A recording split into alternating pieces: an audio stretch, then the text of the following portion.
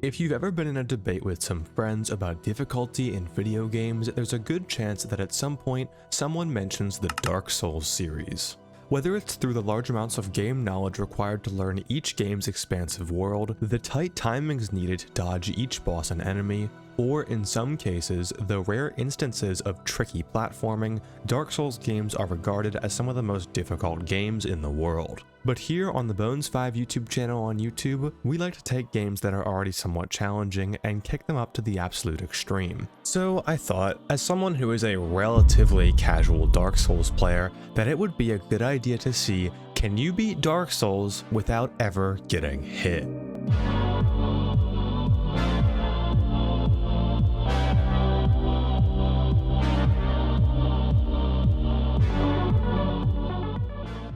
That's right, if we get hit at any point during the entire game, we're forced to delete the save file for the game and start back at the very beginning. Before we lay out the rules for this challenge, I first want to explain the basics of Dark Souls as a whole. So if this is the first ever Souls video that you're watching, don't worry, I've got you covered. If you're a Souls veteran and you don't want to hear any of that, you can skip to this timestamp on screen. In the world of Dark Souls, pretty much everything just sucks.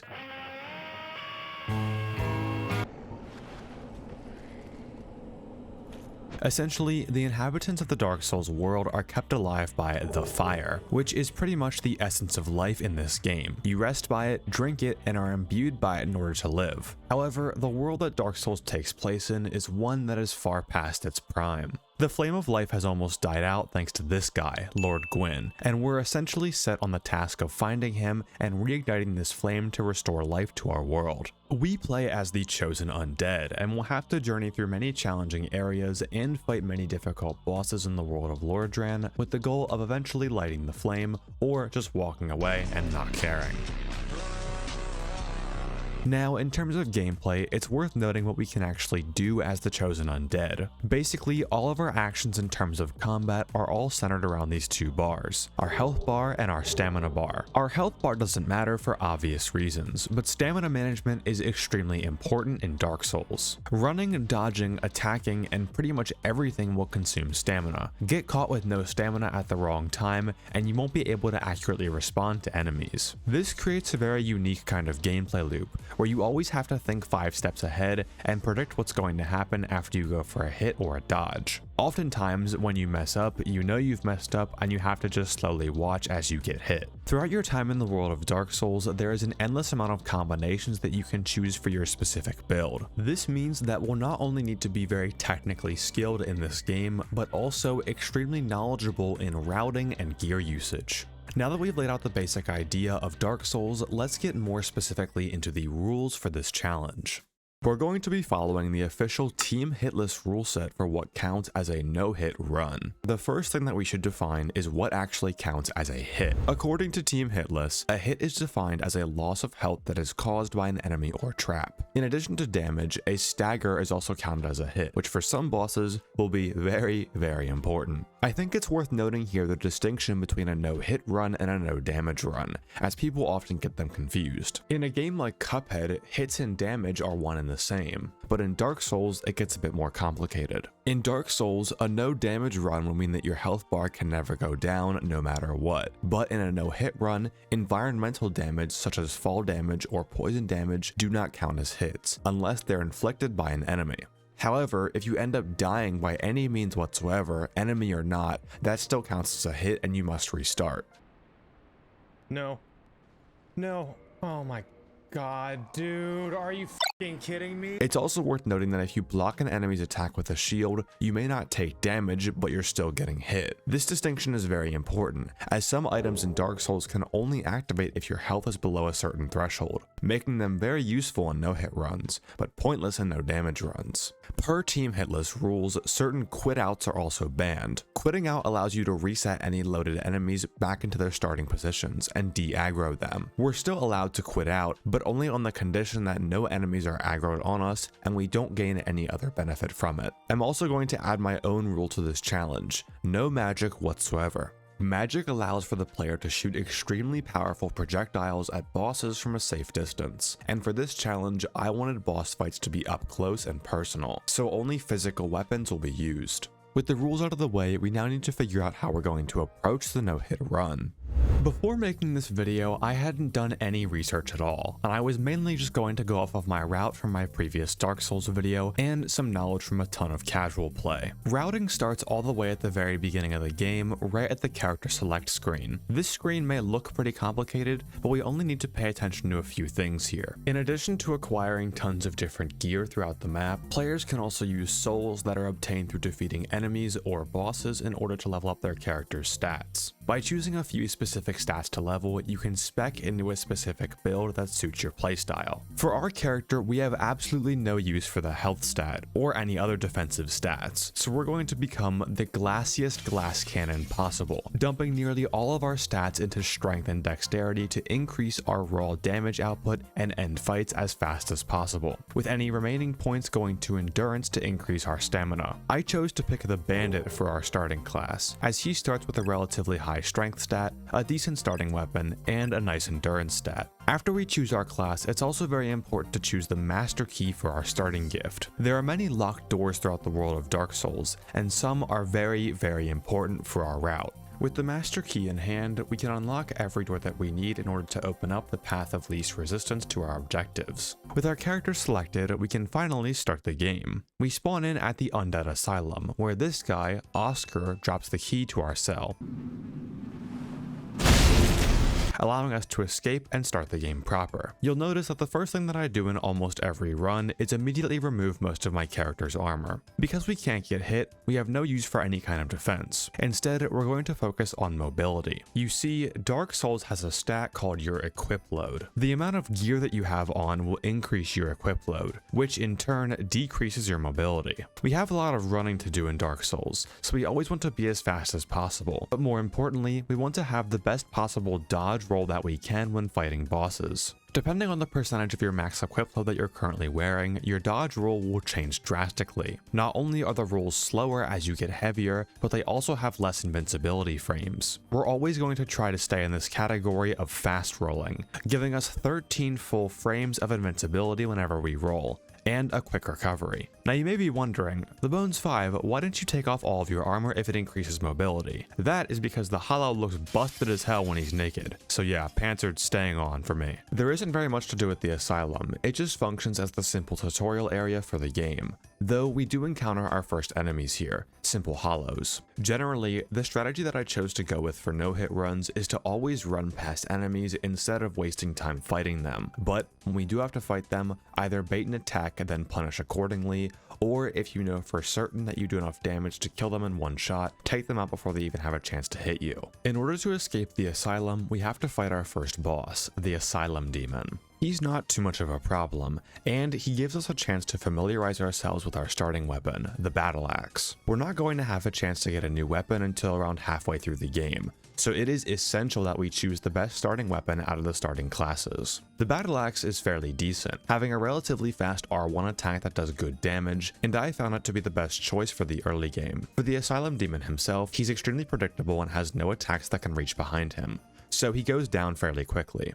This lets us escape the Asylum and move on to the land of Lordran. Once we arrive in Lordran, the actual routing for our no-hit run starts. Within Dark Souls, there are many different ways that you can go upon starting out in the game, and no matter what, we always want to choose the least enemy dense and most consistent path to our objectives. We don't want to go to any areas that might be blocked by optional bosses. If we don't have to fight something, then we won't. The first objective that we were given from Oscar in the Asylum was to ring 2 bells in order to open the gates to Sen's Fortress, which sets up the early game. These 2 bells are located on the top of a church in the Undead Parish and at the very bottom of Blighttown, both of which are guarded by bosses that we can't avoid. So we want to find the best possible path that we can take to both gear up for the mid-game and ring these 2 bells with as little resistance as possible. But before we go anywhere, we first have to loot up our surrounding area in Firelink Shrine. This is the hub world for Dark Souls, and there's a lot of loot scattered around here that will be very useful throughout the rest of the early game. We can pick up some firebombs, Lloyd's talismans, and most importantly, Homeward Bones, all of which we'll use throughout the early game.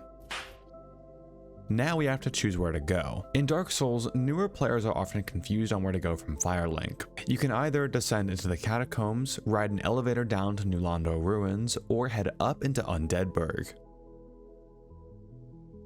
The Catacombs and Londo Ruins are both endgame areas, with strong enemies that we are nowhere near equipped to fight. So you may think that Undead Burg would be the best place to start out. However, the route through Undead Burg is jam-packed with loads of enemies, and an optional boss at the end, making it very easy to take a hit in this area. However, we do have a workaround. Remember when we chose the Master Key for our starting gift? Well, if you ride down the elevator to Londo Ruins, there's a small staircase right to the side of where you come off, with a locked door that leads to the Valley of Drakes. This area acts as a connection point between a bunch of essential areas in the early game, and it'll be our key to get through to the first spell of awakening in the church without having to fight many enemies. And this actually lines up perfectly, as there are many items and NPCs throughout the Valley of Drakes that we'll need to pick up in order to set up our starting loadout for the Gargoyle boss. First, it's important that we grab all of the souls on the corpses throughout the Valley of Drakes. Normally, you get souls from killing enemies and bosses, but we can also obtain them as pickups throughout the game. And we're going to need enough to level up our battle axe before we take on the Gargoyles. But more importantly, the Valley of Drakes houses the single most important item for our entire run: the Red Tearstone Ring. Along with your armor and weapons, you can also carry 2 rings in Dark Souls, and for us, the Red Tearstone Ring is by far the most useful ring in the run. When the player is below 20% health, the Red Tearstone Ring will activate, giving the player a 50% damage boost. Now if you remember, before I said we wanted to be the ultimate glass cannon, well, with this ring active on top of our already glass cannon build, most bosses are going to go down in mere seconds. However, getting to this ring is probably the most luck-based part of the early game. The dragons in the Valley of Drakes are far too strong for us to fight, so we're forced to run past and dodge all of them. And in order to get to the Red Tearstone Ring, we'll have to blitz past 4 of them to climb this tower.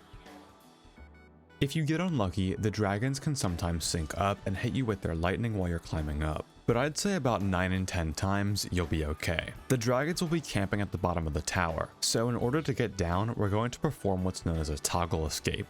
When you fall from a far distance in Dark Souls, you'll have this super long landing animation, giving the dragons enough time to completely eviscerate us. However, if you mash the B button to roll as you land, you cancel all of your landing lag into a roll. We can combine this with pressing right on the D-pad mid-air to completely cancel all of our landing lag and not be forced to roll, giving us enough time to escape the dragons with the Red Tearstone Ring. This also gives us enough environmental damage to get close to Red Tearstone Ring range. Now we'll have to head up into this elevator and into Darkroot Garden. This is another area that you wouldn't normally go to until the mid-game, but it provides a back entrance into the church with the first spell of awakening, and also another very important item. There's a Black Knight that guards the back entrance to the Darkroot Garden, and it would be very difficult to pick up our item while he's there. Black Knights are a special enemy that are found all throughout the game, and we don't really have the means to fight him with just our battle axe. However, in classic The Bones 5 fashion, we can abuse the Black Knight's AI to trick him into falling off the map. You see, enemies in Dark Souls have a range that they'll follow you in before eventually giving up and returning back to their starting position.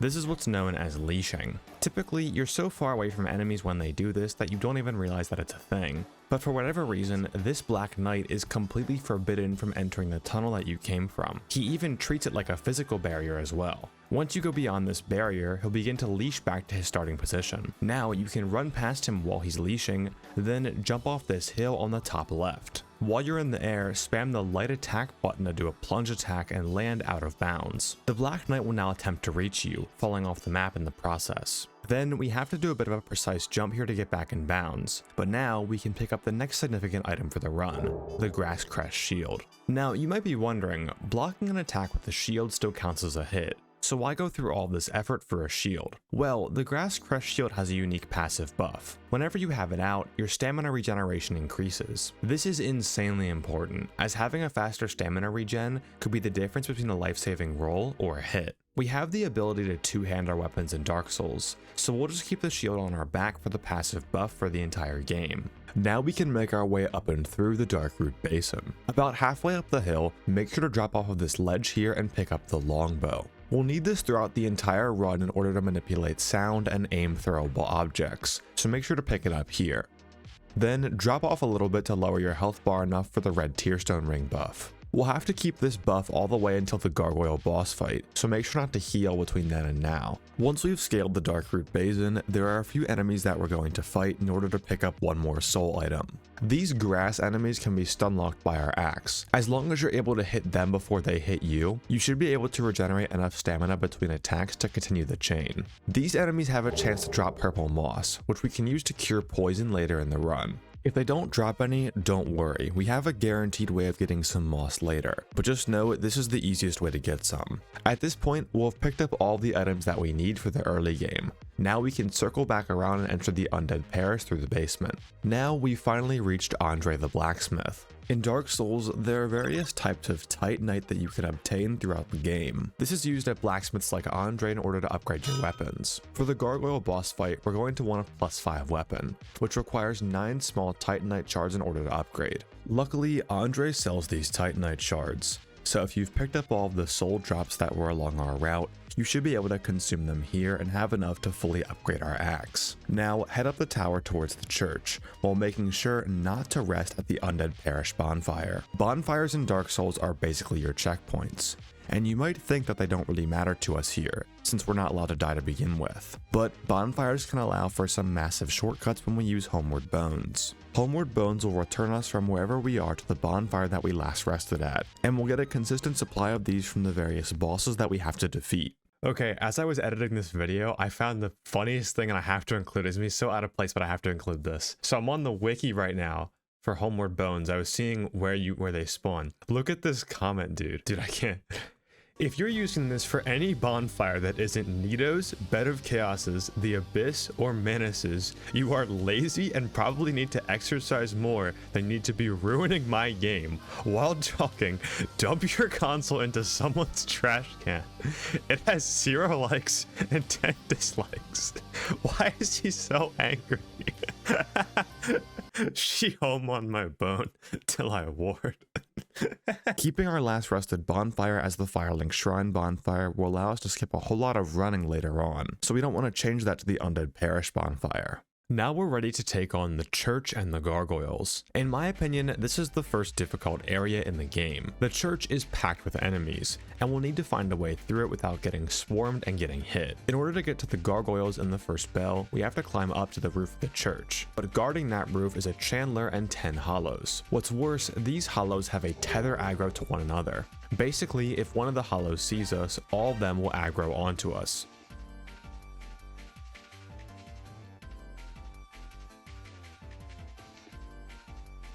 Typically, players will patiently lure out all 10 of these hollows before killing them one by one. But as you'll come to see, patience is my weakness. No matter how deep I am into a no-hit run, I am incapable of slowing down and being patient. Maybe it's because I've killed my brain with so much FNAF stimulus, but I'll always pick the riskiest strategy in order to save time. So what can we do here? Well, we're going to utilize the fire bombs that we picked up back in Firelink Shrine. The tether aggro for the 10 hollows won't trigger if we kill them in one shot with something, and a firebomb can do just that. So first, line up next to this pillar, then use your bow to aim at the top of this archway. Lock off, then throw a firebomb without changing your direction. This will lob a firebomb directly at the channeler, then let him attack and repeat to get a completely risk-free kill. Now, make sure to activate the elevator shortcut back to Firelink Shrine. This completes our loop back to Firelink, and we'll need this shortcut active later. This Balder Knight on the stairs is pretty scary, but you already know, I don't give a f about nothing, so I just run up and try to hit him before he hits me. 95% of the time, this will work. At this point, we somehow have to find a way to get through this room of hollows without getting hit. Luckily, there is a strategy that is both quick and relatively safe, albeit with a bit of precise dodging. My first thought was to just run through and dodge all of the hollows, but there's one hollow that's waiting right behind the entrance to the giant opening, and dodging him and the hollow behind him can be a bit tricky. Instead, we're going to utilize fire bombs in order to take out the hollows that are closest to us. We can do this in the same way that we took out the channeler, but it's a bit more specific. Aim your bow right above this wood board here, and where these 2 cracks in the floor meet, place the bottom left corner of your crosshair, then lock off and throw a firebomb. This should hit the hollow right beyond the door. Now begin to run through and keep a close eye on this hollow to see if he jumps. If he does, make sure to roll through it. There will be a hollow blocking the door, but because we used fire bombs to take out the hollow closest to us, you should have enough time to kill the hollow in the doorway, then maneuver around the last one and climb up the ladders before the rest of the crowd reaches you. While you're doing this, make sure to steer clear of any ledges to prevent something like this from happening. Wait, what, bro? No fucking way. After making our way through the church, we're now ready to fight our first boss on the rooftop, the Bell Gargoyles.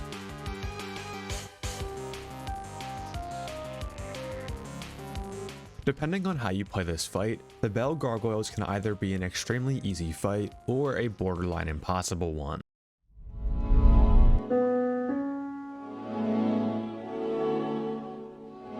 The gimmick of this fight is that once the first gargoyle reaches half health, a second one will spawn and join the fight. If you couldn't already tell from how much that we had to do in the church, scenarios where we're forced to fight multiple enemies at once are absolutely horrible for a no-hit run. So the gargoyles fight comes down to a test of how strong our glass cannon build truly is. If we can take out the first gargoyle before the second one spawns, it's no problem and the fight won't be that hard. So here's how I would play this fight. Right as you trigger the fight, run back and lure the first gargoyle to your side of the arena. You want him to be as far away from the spawn point of the second gargoyle in the event that you can't kill him instantly. Our battle axe is able to stagger the gargoyle if you hit him twice in quick succession, so try to find an opening where you have full stamina to stun lock him. I found that slam attacks are the best window for this. It's also worth noting that if you can cut off the gargoyle's tail, this will stun him more and lead to a free win, but the hitbox to do so is kinda finicky, so only go for this if you have the opportunity to.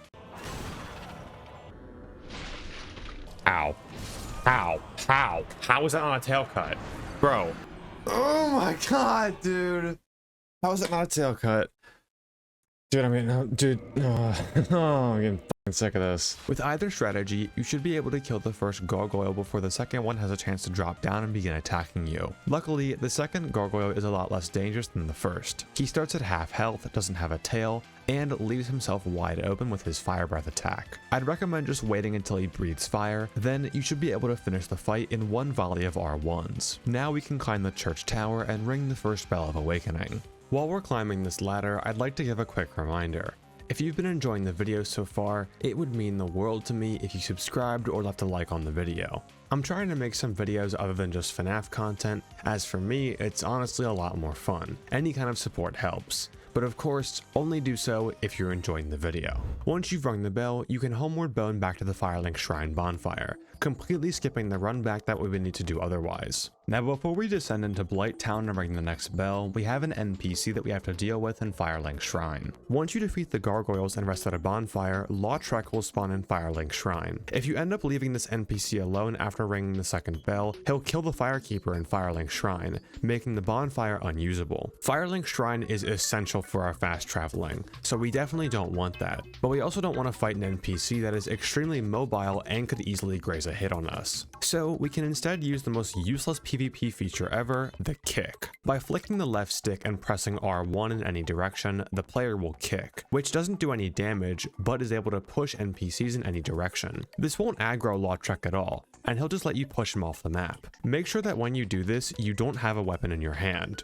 as the kick input is very easy to mess up. But Lautrec won't fight back unless you do a significant amount of damage to him, so a few punches by mistake won't make him angry. This not only works to keep Firelink Shrine open, but also gives us one of the most busted rings in the entire game, the Ring of Favor and Protection. The Ring of Favor and Protection increases our max health, stamina, and equip load by 20%. The catch is that once you equip the ring, it will break if you're required to remove it for something else. But we won't be forced to remove it until way later in the game, so our ring setup for the moment will be the red Tearstone ring and the Ring of Favor and Protection. Before we head down towards the second Bell of Awakening, make sure to level up with any souls you got from the gargoyles. Dump everything you have into strength, as we're going to need it for our next boss. Typically, the path down to the second Bell of Awakening is filled with tons of dangerous areas and enemies. We'd have to go all the way through Undeadburg, fight the Taurus Demon, then go through the lower Undeadburg, fight the Capra Demon, then go through the Depths and Blighttown before finally reaching Quelagg and the second Bell. But remember how I said the Valley of Drakes is the key for early game routing? Well, head back there and into this cave and you'll be able to skip everything. All we have to do is descend these platforms in the Blighttown back entrance and we're just a few steps away from the next boss. In order to get to the boss arena, we'll have to cross the poison swamp at the bottom of Blighttown. Remember that poison here is environmental damage, so it doesn't count as a hit, which means that we can utilize the small and constant damage that it does to get our HP into red tearstone ring range. This was why it was so important to get purple moss back in Darkroot Garden, as now we can use that purple moss to stop the poison damage whenever we want. If you were unlucky and didn't get a purple moss from the grass enemies, you'll have to get it here by doing a pretty hard tech. In Blighttown, there are these enemies that shoot poison darts at the player. If you manage to kill one of them, they'll always drop some form of purple moss. The problem is that there's only one of these enemies in the back half of Blighttown that we enter from, and it's very difficult to land a hit on him before he lands a hit on us. In order to attack him fast enough, we're going to have to use fire bombs to stun lock him before he can get a shot off. When you first enter Blighttown, head down between the first two ladders, then jump off of this ledge onto the platform below. When you do, perform a toggle escape to cancel your landing lag, then immediately walk forward and throw a firebomb. While you're in the throwing animation, lock onto the poison dart enemy and the firebomb should hit him. Then throw a second one and dash out before the fly enemy has a chance to poison you. This is pretty hard to do quickly, so practice if you can. Once you have the purple moss, head down the giant water wheel and across the poison swamp to this spider nest. Make sure to stick to the right of this tree here, as we don't want to aggro any of the rock throwing barbarians. Then wait until your health is low enough to get the red tearstone ring buff before using the moss. Now we should be ready to fight our next boss, Chaos Witch Quelagg.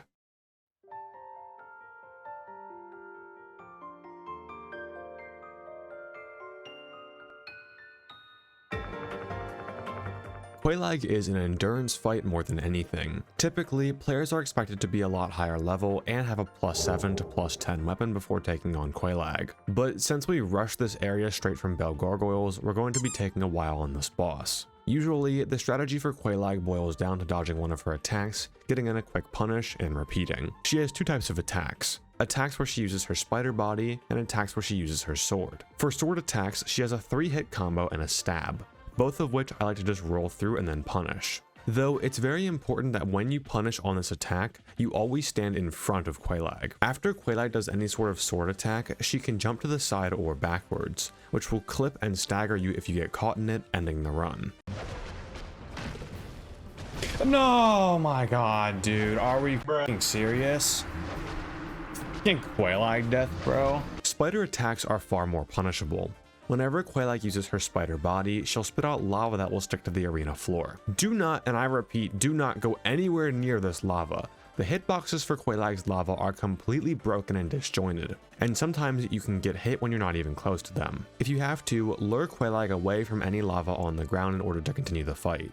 It will despawn after a while. Quelagg has two main types of spider attacks. One where she spits out one lava projectile at the player, and another where she covers the immediate area around her in lava. The latter is very punishable, and it's where we'll be getting most of our damage in throughout the fight. Aside from those spider and sword attacks, Quelagg has two attacks that we can't really punish, but you should be very wary of. The first is an AoE explosion. If you ever see Quelagg go down to hug her spider body, she's going to release an AoE explosion, so run away as fast as you can. She recovers from this attack fairly quickly, so I wouldn't say it's worth punishing. The last and by far most dangerous attack of this fight is the jump attack. This most commonly happens at the start of the fight, and it is terrifying. Quelagg will jump towards the player and spew tons of lava, while making her entire body an active hitbox. Because of this attack, you always want to stay close to Quelagg so she never does this. But in the case that she does, my best advice for this attack would be to roll under Quelagg as she jumps forward. If you try to run away, there's a good chance that you'll be hit by the lava, and if you live through that, you'll be in perfect range for Quelagg to jump again. This fight requires a lot of patience, but in the end is still very fair. Once you've defeated Quelagg, you can ring the second Bell of Awakening, which opens up Sen's Fortress and completes the early game.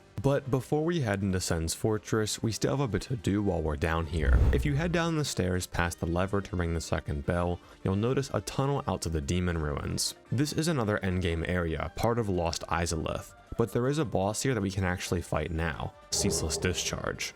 Now, you might be wondering, why would we ever fight this boss now? Quelagg was already a massive endurance fight, and Ceaseless has far more HP than she does. Well, Ceaseless is actually the easiest boss in the entire game. You see, Ceaseless has a unique story ending to his fight when you go into his boss arena for the first time. His story is quite sad, honestly.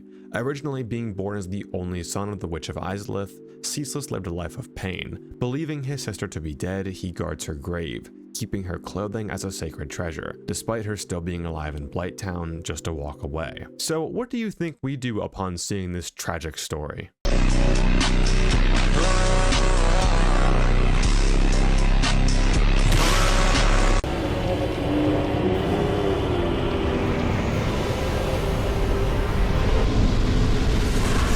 If you steal the clothing of Ceaseless's sister, he'll be sent into a rage. But instead of fighting him here, run the whole way back to the start of the arena at the fog gate. Then position yourself so that your right foot is around this small rock here. Ceaseless will then jump off of the ledge at the bottom of the arena in order to attack you. Now, hanging on by his hand, punch him a few times and he'll fall off. Not only does this look and feel awesome, but you're awarded 20,000 souls for killing Ceaseless. We would have to do this anyway at the end of the game, but it's better to do now, as now we have enough souls to level up even more for Anor Londo. Once the cutscene of the lava draining plays, we can use a homeward bone, taking us all the way back to Firelink, saving loads of time and officially completing the early game. Of the 3 main sections in a Dark Souls playthrough, I would say the early game is the second hardest. There's a lot going on here, from setup in the Valley of Drakes, the church and Gargoyles, and the endurance fight with Quelagg. But I had done so many casual playthroughs of DS1 that personally, I didn't find the early game to be very challenging. So you may be wondering why this video took so long to come out. Well, everything that we've done up to this point could be considered the tutorial for the no-hit run, because now we have to play the mid-game.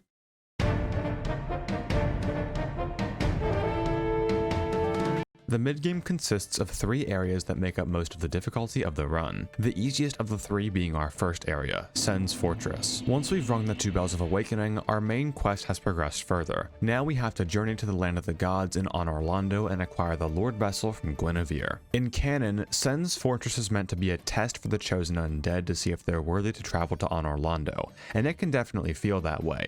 We have a lot to do in Sen's Fortress, as there are a few items here that we'll have to take detours in order to grab. Sen's Fortress is lined with traps and these Snake Guardian enemies. These enemies far outclass our damage output in terms of HP, so we're not going to fight any of them. In fact, our biggest asset in Sen's Fortress is our fist. The majority of Sen's Fortress is laid out on thin bridges with swinging pendulum traps. Essentially, we're going to run through this area as fast as possible in order to avoid every enemy that we can. This can be a bit stressful with all of the traps, but if you follow a very specific route, you'll be okay. Honestly, the most variable part of Sen's Fortress is the very beginning with these 2 snake enemies. I've found just running through as fast as possible is the safest route. However, do be careful as these snake enemies can do an insanely far jump that you won't be able to react to if you're not paying attention. Once you reach the first set of swinging pendulums, brush up against the first one, then run and don't stop. It'll seem scary, but you'll always make it through every single pendulum as long as you don't stop. Upon reaching this wall here,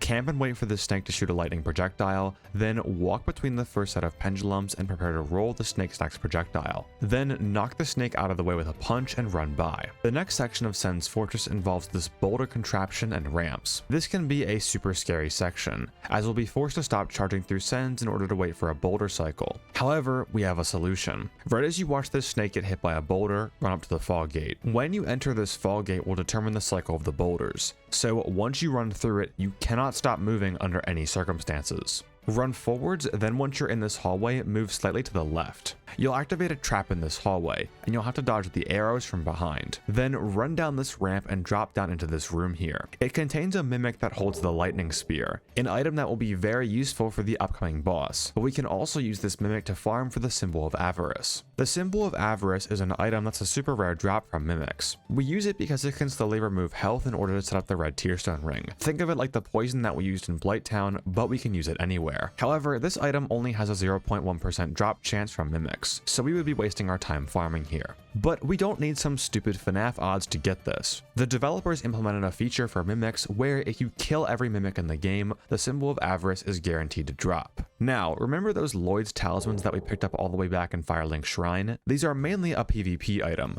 which disable the ability to use Estus flasks to heal, but they also have a PvE purpose, putting mimics to sleep. Putting a mimic to sleep actually adds to the dead mimics counter, so we can repeatedly wake up and put this mimic back to sleep in order to farm for the symbol of avarice. You're going to want to use your first Lloyd's talisman to pick up the lightning spear from the sleeping mimic. Then use the next two to repeatedly wake up and put the mimic back to sleep. Once you have one talisman left, save it, as we'll need it in Anor Londo.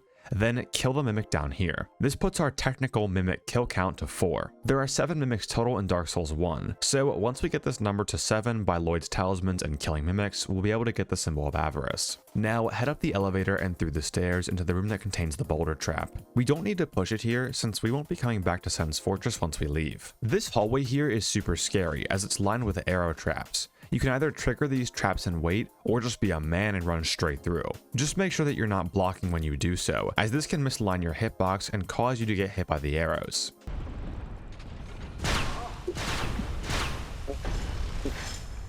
Bro, what?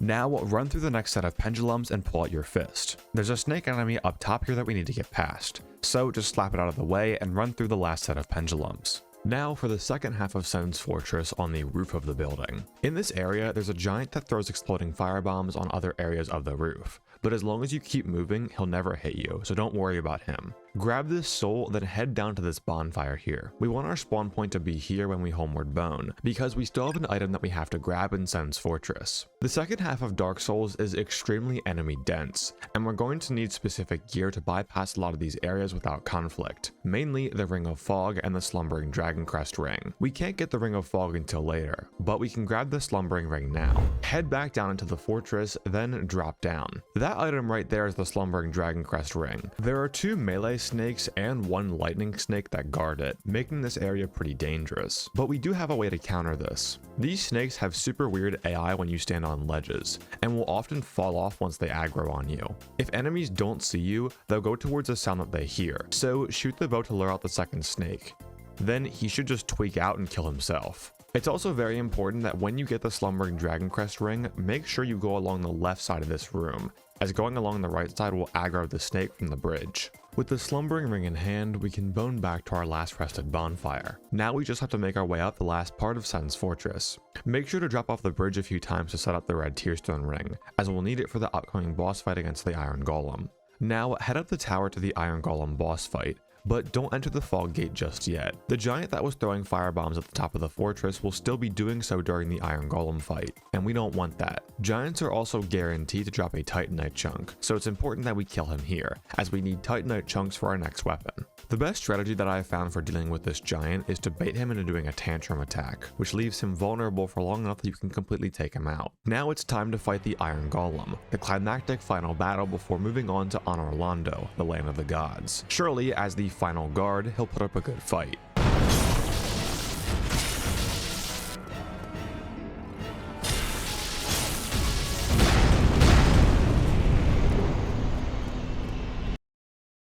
Yeah, next to Ceaseless, Iron Golem is actually the easiest boss in the entire run, because we can abuse his stagger mechanic. As long as you had the lightning spear, a decent amount of strength and dexterity from Quelagg and Ceaseless, and the red tearstone ring active, you can just run at and then under Iron Golem. He'll always do the exact same starting attack every time, then do 2 R2 attacks on his right leg. If the Iron Golem takes too much damage on one leg fast enough, he'll stagger.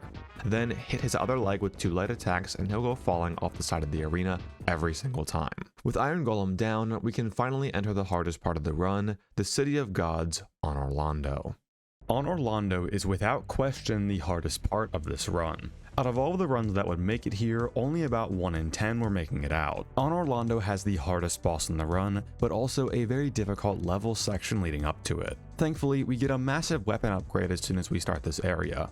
Up to this point, we've been using the battle axe, which sure is a nice starting weapon, but it's not gonna cut it for the second half of the game. Thankfully, one of the best weapons in the entire game is available to us right at the start of this area. Equip the last Lloyd's talisman that you saved from the Mimic and Sen's fortress, then run up to the furthest building directly across from where you came from. Now shoot the right chest. It turns out this chest is a mimic. Now wait until the mimic is about to cross the doorway and throw your last Lloyd's talisman at it. It should go to sleep and you can then pick up the crystal halberd. Now switch to it and test it out on the mimic that so gratefully gave it to you. The crystal halberd's damage output is absolutely insane, especially with the glass cannon build that we've already been running. You see, weapons in Dark Souls can be infused once they reach level 10, with all of the different infusions having unique benefits or different types of damage. And out of all the infusions that a weapon could have, we completely lucked out with a crystal weapon being so easy to obtain. When we infuse a weapon with a crystal upgrade, it often increases the scaling that weapon has with both strength and dexterity, which we've been putting all of our upgrade points into up to this point, along with also increasing the weapon's base physical damage. The downside is that the weapon now cannot be repaired, and once it breaks, it's gone for good. This would normally be a problem for weapons that you would use in a long time in a normal casual playthrough, but for us in a no-hit run, this works out perfectly, as we aren't around for nearly long enough to see this weapon through until it breaks.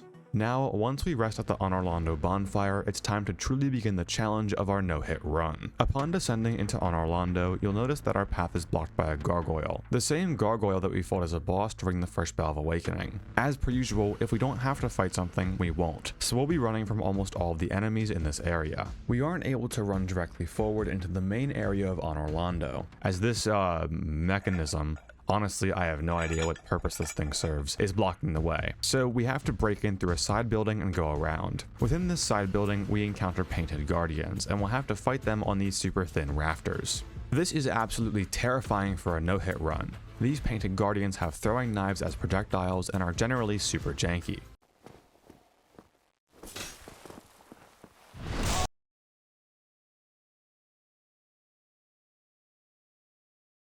Thankfully, we do have a workaround. Similar to how we used the bow to make a sound in Sen's fortress, we can use the bow here to trick the painted guardians into falling off, without them ever even seeing us. Remember that enemies in Dark Souls will follow the nearest sound if they aren't aggroed on the player, so we just have to find areas that we can shoot that the painted guardians will track and walk off. On the rafters, there are 3 guardians total. For the first guardian, climb up the ladder, then turn to shoot the furthest smooth support structure here. Then walk forward until you reach the chandelier chain, and shoot this painted guardian in the head. It's very important that you land a headshot here, as a body shot won't stagger the guardian and he won't fall off, which can become very tense very quickly. For the last guardian, shoot this smooth support structure and you should be good. Now we can turn the mechanism and continue to the main portion of Anor Londo. This section is why Anor Londo is one of the most infamous areas in gaming. We have to go by 2 groups of Batwing demons, then scale these extremely thin rooftops while being shot at by 2 Silver Knight archers from either side. I was able to make up a strategy to make this slightly easier than normal, but this is still a very difficult section. These Batwing demons are completely blind, so their aggro range is pretty small. Meaning if we can find a way to instantly take out one of them, we can sneak past the other 2. We can do this by performing a precise jump on top of these stairs, then doing a plunging attack on this Batwing demon to instantly kill it. The other 2 won't notice, and as a result, they won't aggro as you turn to the bridge. Now run across the bridge to the second set of Batwing demons. These ones will aggro, with the one closest to the bridge likely to attack. So wait until you're absolutely sure he's going to attack, then roll it. Once you're onto the next bridge, the Silver Knight archers will begin firing at you. There are guardrails that are supposed to be covering this area of the bridge, but sometimes the Silver Knight archers can just straight up ignore these, so try to move quickly. While you're running, turn the camera around to face the Batwing demons behind you. These guys can shoot lightning projectiles at far range, so you'll have to make sure you see it coming. If they shoot one, roll through it and keep moving. Once you reach this middle support pillar, head over to the right side and you'll be safe from both the archers and the Batwing demons from behind. Then wait until there's a gap between fire and make a break for it around the pillar. This next section is infamously tricky, but there is a very consistent strategy to get past it. Move up through the bridge, then once you're about to reach these 3 windows, listen for the archer to the left. No matter what, we don't want to be in this range whenever the left archer fires, as he'll have a perfect shot right into our back. Once you hear the left archer fire, run up and roll through the right archer's shot. If the archer in front of you drops his bow, move back so that you're just in front of the 3rd window. Then he should do a charge attack and fall off. Now you can safely run around into the house. That's pretty much the last hard part of Anor Londo, but we still have a bit of preparations to do before the boss. If you bought the weaponsmith box from Andre before you went to Anor Londo, use the Titanite chunk that we got from the giant in Sen's fortress to upgrade the crystal halberd to +1. Since a crystal upgrade is an infusion, it functions the same as a +10 weapon, so we'll need to use chunks to upgrade it further. You may have also gotten a chunk from this crystal lizard all the way back in Darkroot Garden, but this is RNG, having a 41% chance to drop. Regardless, it's important that we can deal as much damage as possible for the upcoming boss fight, so if you didn't buy a weaponsmith box, we'll have to visit the giant blacksmith. Normally, making it through the Anor Londo house is extremely tedious. We have to go through a bunch of rooms, onto the roof, then open a shortcut, all while having to deal with a ton of silver knights. But you can actually skip this entire section. At the first spiral staircase, simply walk up and jump over the railing to the other side from a higher stair. I've honestly done this so much in casual playthroughs that I forgot what the intended way even looked like. Now we can make our way over to the giant blacksmith. If you didn't get any Titanite chunks from the crystal lizard, you can grab one here after taking out these 3 batwing demons, upgrading our crystal halberd to +2. With the red tearstone ring and our glass cannon loadout, +2 will be enough for the remainder of the run. Here at the giant blacksmith, we have a very tough decision to make. Our crystal halberd is good, but there's an even better weapon that we could use, the giant blacksmith hammer. It has faster attacks that are much easier to hit, and we can upgrade it fully by buying twinkling titanite. The only problem is that in order to get it, we would have to kill the giant blacksmith. Tis not but forge,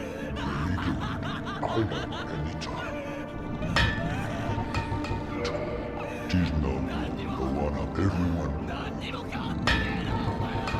you, friend, you too. I know too, but happy.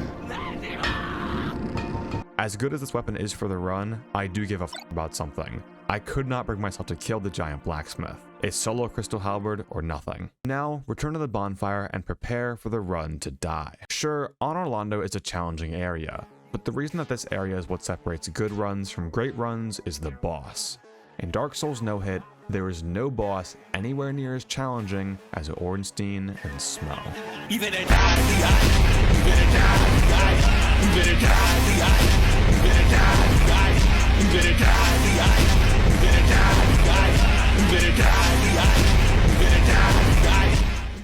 Ornstien and Smough are far and away the hardest part of the run. Throughout the entire game thus far, we've used clever strategies to ensure that no matter what, we never have any enemies gang up on us, avoiding fights at all costs. And if we're required to fight an enemy, we take it down to a one-on-one situation and carefully bait and punish all of their attacks. No matter the situation, we were always in control of the pace of the fight. Well, with Ornstien and Smough, all of that goes out the window. You're playing by their rules, and man, it is rough. Ornstien and Smough are essentially 2 early game bosses by themselves, but put them together and they work perfectly to cover each other's weaknesses. Ornstien is the lightning fast attacker, quickly dodging around the arena, while Smough is meant to be the slow heavy hitter until he does his charge attack and is like faster than Ornstien. This creates a beautiful balance between the two where you can go minutes on end without having a safe opening to get a hit in. This fight is all about patience, and considering that it's 45 whole minutes into the run, you're going to want to be careful. The general strategy for this fight is going to be focusing on taking out Ornstien first. This fight has a second phase, where wherever which warrior falls first, the other will absorb them and gain their power. Super Smough is significantly easier to control and fight in comparison to Super Ornstien, and I would argue that the first phase is way harder when you have to target Smough, as Ornstien can cover him much faster than Smough can cover Ornstien. There's no point in damaging Smough at all, as his health will be completely regenerated once the second phase starts. So we're going to be focusing on separating the two, then trying to land a quick blow on Ornstien before resetting. Both Ornstien and Smough have a similar moveset. They each have quick melee attacks, slow jumping attacks, and most importantly, dash attacks. Dash attacks in this fight are what's likely going to get you hit a majority of the time, as both Ornstien and Smough can travel across the arena ridiculously fast with massive disjointed hitboxes. Let's start with Ornstien's dashes. He can either do a two-handed lightning stab, a charge then slight dash, or his homing stab. The lightning stab and charge dash can sometimes catch you off guard when wondering exactly when to roll, but by far his most dangerous dash is the homing dash. When Ornstien twirls his spear, indicated by a sound, he'll begin to home in on the player, gliding towards them. The problem with this attack is Ornstein's pathfinding is wonky as hell whenever anything gets in the way of his direct path with the player. Whether it's a pillar, Smough, or a wall, Ornstein can sometimes get stuck or awkwardly stand still before launching back and continuing his dash completely unprompted. For this reason, you always want to keep an open and direct path between you and Ornstein whenever you see the animation for this attack begin. Conversely, for Smough's charge attacks, you never want a direct path between you and him. If you've beaten this boss, then you probably hear this sound in your nightmares. This is Smough's dash attack, referred to as the shovel. In this attack, Smough will point his hammer down and start running towards you, then raise it in an upward swing once his dash attack ends. Thankfully, if a pillar is between you and Smough, he'll get stuck on the pillar and you should be able to keep enough distance so that you don't get clipped by the hammer hitbox. It's also worth noting that though visually very similar, Smough actually has variations to his dash, like Ornstein. On paper, this just looks like a longer dash, but when we go deeper into the hitboxes for the game, these attacks are very different. Smough's small dash has him charge forward a few steps, then end the dash with his upward swing, whereas his big dash can cross the entire arena at ludicrous speed. However, what's important to note here is that Smough's small dash has an 8-frame window with no active hitbox when he swings his hammer back, which gives you an opening to avoid damage. The large dash has no such opening, and Smough's body remains an active hitbox throughout the entire duration of this attack. Point being, if you get caught in the open and Smough does a large dash, you are screwed. There is no way around it. How? What should I have done to dodge that? Not your fault, buddy. Pillars are your best friend in this fight. Always try to keep both Ornstein and Smough on camera and in your view, and always keep a pillar between you and Smough to stall him and hopefully separate him and Ornstein, but also to protect yourself if Smough suddenly decides to initiate a dash. Now, the general strategy of this fight comes down to waiting for an opening where Ornstein is isolated, getting a quick hit in, and then repeating. I haven't mentioned this up until this point, but it's extremely important that in Dark Souls 1, you never use the lock-on feature. It may be tempting, as constantly moving the right stick to keep Ornstein and Smough in view can be a pain, but locking on in Dark Souls 1 objectively makes your movement worse. Usually, you're able to roll in any direction that you're facing, but when locked on, you can only roll in the cardinal directions, making any situation where you try to roll in some diagonal path default to the nearest cardinal direction, which in some cases will lead to a hit. Though you can lock on mid-attack, then lock off in order to assist with aiming the halberd's attack. Generally, you're going to want to first bait Smough into doing an attack that slows him down, then bait Ornstein into doing some kind of dash attack. After he dashes, see if he decides to stay in that position and not jump backwards. If so, go for a stab. Whenever you do this, try to move to the side of Ornstein. He has a two-handed stab attack that comes out ridiculously fast, and if you're directly in front of him, it may catch the tail end of your recovery frames from your stab attack. With the build that we currently have, Ornstein should die in 3 R1 attacks, but sometimes your damage will fall just short. Don't rely on finishing the fight in 3 hits, and make sure that every hit you go for is truly safe. The second phase with just Smough is far simpler. Smough doesn't really gain any new attacks from absorbing Ornstein. Just make sure that you always know where you are in the arena in relation to pillars, and that you can always get to one quickly in case Smough decides to start doing a charge attack. He really likes to spam his charges, so be patient and make sure that you have a safe opening when going for an attack.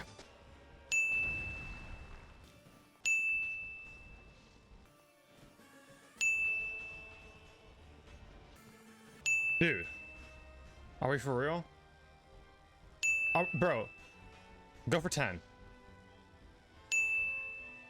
No way he does 10. No way he does 10, bro. Holy shit. How many was that, bro? I need to know how many that was. If Smough is walking or running forward, he won't be able to use a charge until he stops and stands still for a moment. Use this as your tell to not rush him and get behind a pillar. All of Smough's other attacks are slow enough that you can punish them safely, finishing the fight. For me, Ornstien and Smough was the single biggest challenge in the run. No matter how many times I fought through the first half of the game, runs just seemed to come to a halt when I got to this fight. Most wouldn't even make it past the start of the fight, where Ornstein would often bug out, or Smough would do a big charge and clip me. If I made it past there, sometimes Ornstein and Smough would position themselves in a way where they would desync their movements, which would lead to a hit. I'd have to roll an attack from one of them, but that roll would put me directly in front of another with no real way around it. I've made this clear already, but I'm extremely impatient with Dark Souls. I like to do things fast, and Ornstien and Smough are the only bosses that really force you to slow down and play on their level. And for the longest time, I just could not do that. It doesn't help that this boss is midway through the game either. Usually, whenever I approach a challenge like this, I always try to logically deduce the most efficient way to go through a game, like in Cuphead, where whenever I could, I always tackled the hardest bosses first. We'll see that more in the second half of Dark Souls, which is more open world, but right now, there's really no way to rush Ornstien and Smough. And considering how impatiently I would play the first half of the game, chances of getting to ONS were already small. Then, getting past them, next to none. I needed to find a way to get to Ornstien and Smough more consistently, but also maintain the speed that I had with previous strategies. And it was then that I found the Romain Strat. Before I started doing no-hit runs for this video, I was referencing my previous video that I had done on Dark Souls for this channel, where I attempted to beat Dark Souls without dying at soul level 1. This run had some great strategies, and they were coming from some of the most consistent and best no-hit runners that I knew of. So when I saw a video in my recommended simply titled Dark Souls No-Hit Guide, I just brushed it off. Surely I already knew the best and most consistent routes through the game. I had watched so many no-hit runs in preparation for the previous video. So after skipping past it a few times, eventually I decided whatever, I'll cave and I'll see what this video was all about. And I was blown away.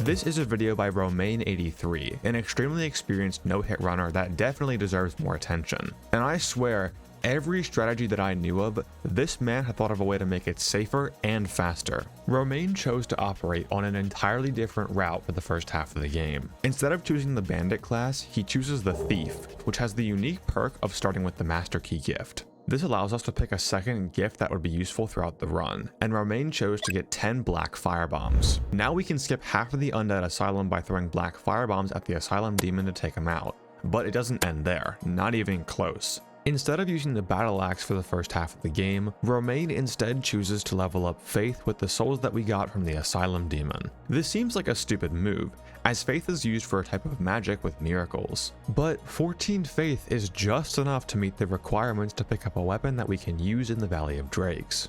As you're heading along the path towards the red tearstone ring, you'll notice this giant undead dragon thing. Usually we stop here for a soul pickup, but there's another much more important pickup here. Typically, if you run in to grab these two items, the dragon will wake up and you'll have to make a break for it. But if you inch forward along the dragon's claw, you can pick up the Astora Straightsword, or the Ass for short. Then we can continue as normal, making sure to take out the Crystal Lizard in Darkroot Garden for the guaranteed 2 Twinkling Titanite that he drops. Twinkling Titanite is used to upgrade special weapons, which only go up to +5, making upgrades far more significant with these weapons. We can use the souls that we pick up and the Twinkling Titanite to get our sword to +2, which completely destroys the battle axe in terms of raw damage output. But by far the best part of Romain's guide is how he handles enemy dense areas. I didn't realize this until now, but I had been severely underutilizing the bow in all of my strategies. With the red tearstone ring and headshots, this can kill most enemies in one shot with 0 risk involved. And this is displayed best in the church. The church was by far the hardest part of the early game for me. Having to run through a giant swarm of tether aggroed hollows had a ton of luck involved and was super scary. But Romain managed to devise a strategy that's not only faster, but also one that doesn't aggro a single hollow the entire time. Start by taking out the main priest with 2 headshots. Then take out this hollow behind him, and shoot the arm of this hollow that would normally be right outside the door into the swarm room. You can then move up the stairway back to where we normally play chicken with this Balder Knight here, but instead switch to the black firebombs that you got at the start of the night. Wait, hold on. I said night. I played too much FNAF. I said night. Start of the game, sorry. And lock onto the Balder Knight. Then you can throw the black firebomb. The sound of the firebomb hitting will aggro the Balder Knight, causing him to walk directly into the lingering hitbox of your firebomb. Then make your way up the swarm room and you'll be completely free to walk by. These specific hollows must have a very small aggro range, as they won't see you at all as you walk right by them. Then you can come up to this wall here, making sure to not step past this tile line, aim your bow at the bottom right corner of this block here, then throw a normal firebomb to take out the hollow just beyond the wall. Move to the other side, then shoot the last hollow for a completely risk-free path to the gargoyles. Not having to fight the Baldurn Knight and the hollows makes the church a joke, and not having to precisely aim firebombs also makes getting through this area significantly faster. But don't worry, this is just the beginning. Once you arrive at the gargoyles boss fight, Romain has a strategy that will completely obliterate the first gargoyle before the second one even has a chance to get on the ground. Head up to this glowing spot on the roof, then aim your bow at this spot in the window. Equip black firebombs and you restore a straight sword. Then, the moment the black firebomb leaves your hand, spam the roll button as hard as you can. If the gargoyle decides to start running at you, this will cut the gargoyle's tail, allowing you to stun lock it to death with the insane damage output of the restore straight sword.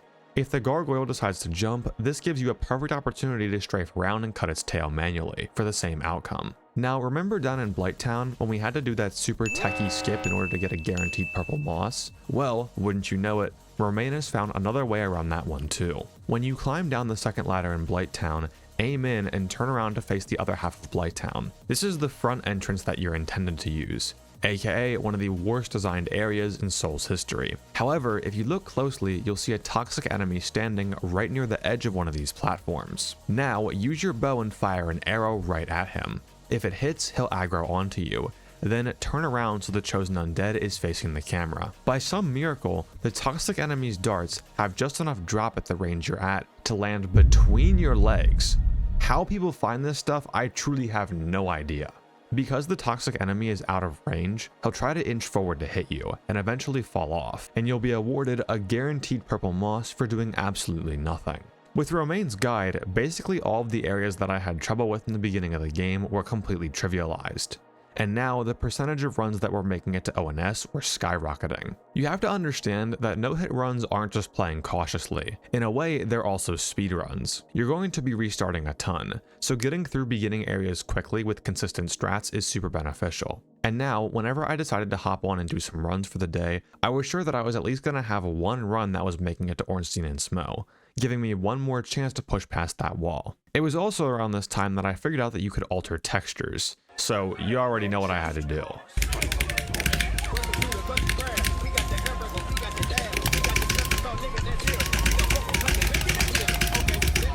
With so many runs now making it all the way to Ornstien and Smough, eventually I managed to get a run past them, though I was never quite consistent with this fight. No matter how hard I would practice ONS, they always just seemed to have the upper hand in real runs. Oh my fucking god, bro. Why did he even do that? What the fuck? That was a direct path. Dude. He jumped so many times. Like, watch this shit. I'm gonna go into a practice run. I'm leaving the record. Normally I'd stop the recording by now. But I'm gonna go into a practice run, and I guarantee you, Ornstein won't jump, he won't do any bullshit, and he will give me the best pattern in the entire world, and I will just kill him in like 20 seconds. I swear they know if it's a real run or not. There's something going on. It's like the goblins from FNAF 6. I swear something up with it. Even he did the tiniest stutter around that pillar, which made me fuck up that dodge. They definitely know, bro. Like, they definitely know. Look at that, no jump. What the fuck? Jumps into me, yep.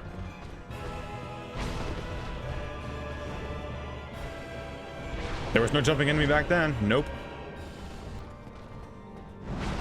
And no jump. And he's fucking dead. That's insane. That was less than a minute. Dude, there is something going on. I guarantee you. There is something going on. Maybe it was due to fatigue and nerves, or maybe just the presence that they had over me, but in the end, I was just brute forcing runs with the Romain Strat, and occasionally one would get by. While Ornstien and Smough may have been very difficult, we do get the ultimate reward at the end.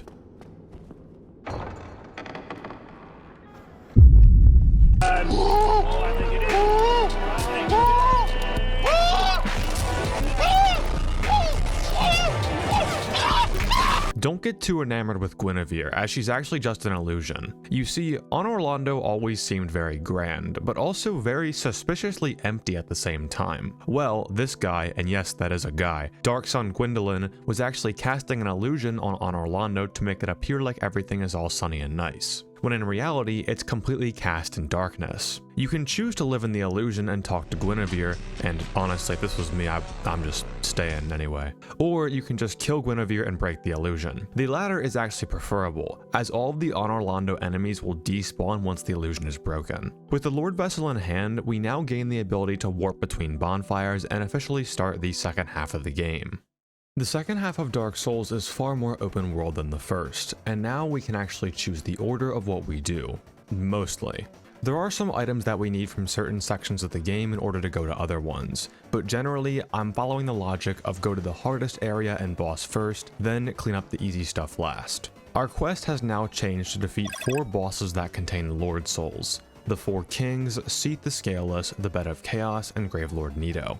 Nito and the 4 Kings both have bosses that we need to defeat in order to reach them. Great Grey Wolf Sif for the 4 Kings, and Pinwheel for Nito. Of the bosses listed here, none can really compare to the difficulty of Ornstien and Smough, but the 2 that come the closest are Sif and the 4 Kings. Generally, I'd consider these bosses to make up the big 3 of the run, and once they're gone, the run gets substantially easier. Ideally, we'd want to rush the 4 Kings right away, but in order to have a 100% consistent strategy in their area, New Londo Ruins, we're going to need a ring that we get from Nito's area. But even though Nito's our first Lord Soul boss, we can still take out Sif first. So we'll go for Sif, then the Catacombs and Nito, then we'll take out the 4 Kings. You could do Seath and the Bed of Chaos in any order, as both are pretty easy, but Seath's area has a somewhat tight skip wall to pull off, so we're going to go there first.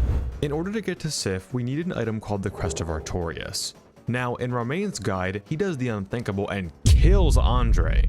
Now, normally, I don't give a f about nothing, but that man is far too beautiful to kill for a measly 20,000 souls. So I chose to instead buy the Crest of Artorias instead of killing him for it. This opens a door later down in Darkroot Garden, but the area to Sif's door is filled with forest hunters. These guys are super scary, and if you're not careful, they can very easily end your run. You want to run alongside the left edge of the area in order to not aggro too many of them. Then break this guy's ankles and head into this building. Talking to Alvina here will allow you to join the Forest Hunters Covenant, which will make all of these NPCs passive. Don't worry, Covenants don't require you to do anything for them, so we're just taking this as a precaution. From here, it's a straight shot to Sif, who I would say is the second hardest boss in the game. Sif is a very sad fight. You're forced to strike down a wolf that is still loyal to her master, protecting his grave. Unfortunately, there is no way that we can be nice to Sif and take the good path like we do with the Giant Blacksmith or Andre. This is a required boss. Sif can be very unpredictable, but her attacks are still fairly slow. However, that's not why I say that she's the second hardest boss in our run. Remember way back at the start of the video when I said that staggers count as a hit? That usually doesn't affect us, as most bosses are hitting us with the intent to kill. Sif, however, is far more dangerous when she's not trying to kill us. Sif will constantly jump around the arena, and getting caught by any part of her body during these jumps will result in you getting staggered and losing.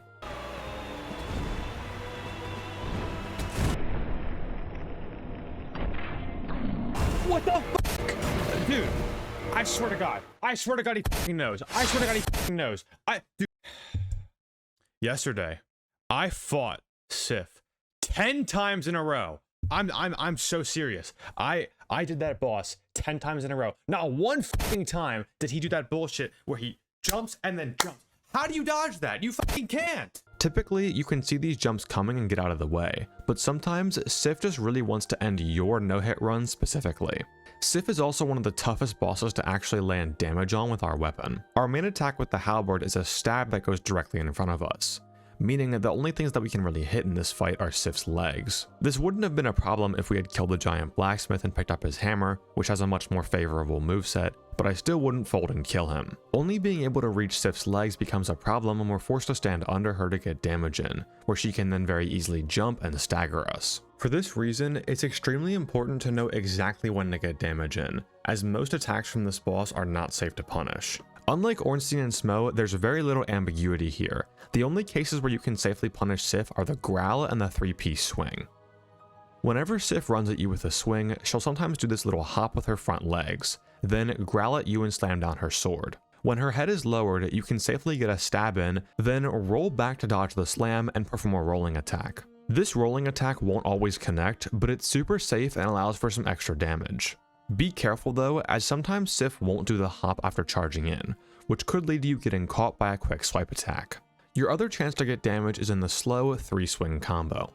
Roll through the first swing, then watch Sif carefully. Sif can choose to end this attack whenever she wants, so be careful and make sure that she's committing to the second swing before you look up and go for a stab. Then walk, don't roll, out from under Sif. If you roll, the end leg of your roll can sometimes get you caught in Sif's next attack. Those are pretty much your only options for safely damaging Sif. Just be extremely careful and watch for Sif's unpredictable jumps. Always be ready to roll if she decides to jump towards you. Thankfully, both of Sif's punishable attacks are fairly common, and this fight shouldn't take nearly as long as ONS. Sif also has a second phase of sorts, though it's much more depressing. She'll begin to limp once she reaches low health. Do not, and I repeat, do not try to finish her off with a melee attack. I guarantee you the slower swing times of her sword in this weakened state will throw you off and you will get hit. Create some distance between you and Sif, then finish her off with the bow. Before you leave this arena, make sure to pick up the Hornet Ring right behind Artorias' grave. We'll need this later for the final boss fight. Defeating Sif awards the Covenant of Artorias, allowing us to fight the 4 kings in the Abyss. But remember, before we go there, we're going to need an item from the Catacombs and Nito, so that's where we'll be heading next. Before heading down to the catacombs, talk to Frampt, this serpent guy in Firelink Shrine. He'll transport you down to the Firelink altar where you can place the Lord Vessel. This unseals a bunch of barriers around the map that lead to Lord Soul bosses. And we don't want to go all the way down through the catacombs to Nito, only to realize that we forgot to place the Lord Vessel.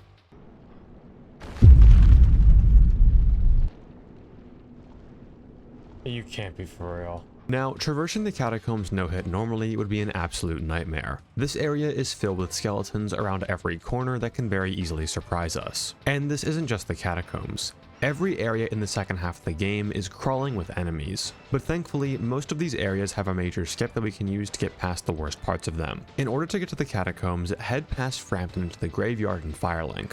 None of the skeletons here will chase you down the whole way, so just keep running. In the second half of the game, we abuse the bow's sound decoy abilities a lot more. Normally, we'd have to descend through this dark spiral staircase and fight 2 skeletons on the way. Instead, we can shoot an arrow into the void where it will hit the ceiling. The skeletons will then follow this arrow, causing them to walk off. Now, equip the Slumbering Dragon Crest Ring to reduce noise so these floating red skulls don't detect you and explode. Right past this door is another skeleton waiting to ambush us, and sometimes he can even hit us midair if we're running at top speed. Thankfully, the halberd's hitbox is large enough that it can hit through walls, so either perform a running attack or normal R1 stab to take out this skeleton, then make a break for it. Skeletons in the catacombs will respawn after you defeat them, unless you kill the necromancer for that area.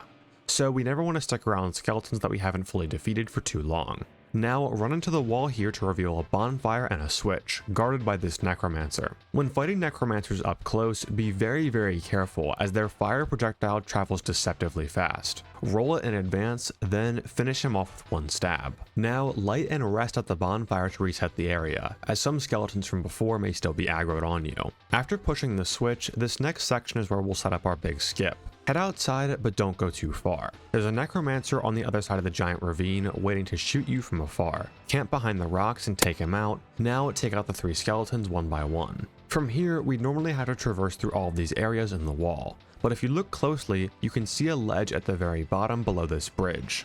This skips the entire area, and we're going to use it to drop down. We have to be careful, however, as there are floating skulls and some enemies that may aggro onto us as we fall. Wait until you see an opening from the red skulls, then shoot an arrow at the back wall where all of these skeletons are located. Now be very careful and walk off the bridge at a diagonal angle. Be cautious as it's very easy to get pushed off by some of the wonky geometry on this wall. Now roll down onto the second platform. At this point, it's very important that you have the Slumbering Dragon Crest Ring equipped. This valley here is filled with bone wheel enemies, and having all of them aggro onto us on our way to the fog gate will not end well. There is one unavoidable bone wheel here that we have to take out. Usually I do this with a plunge attack, but sometimes the bone wheel below will see this and aggro.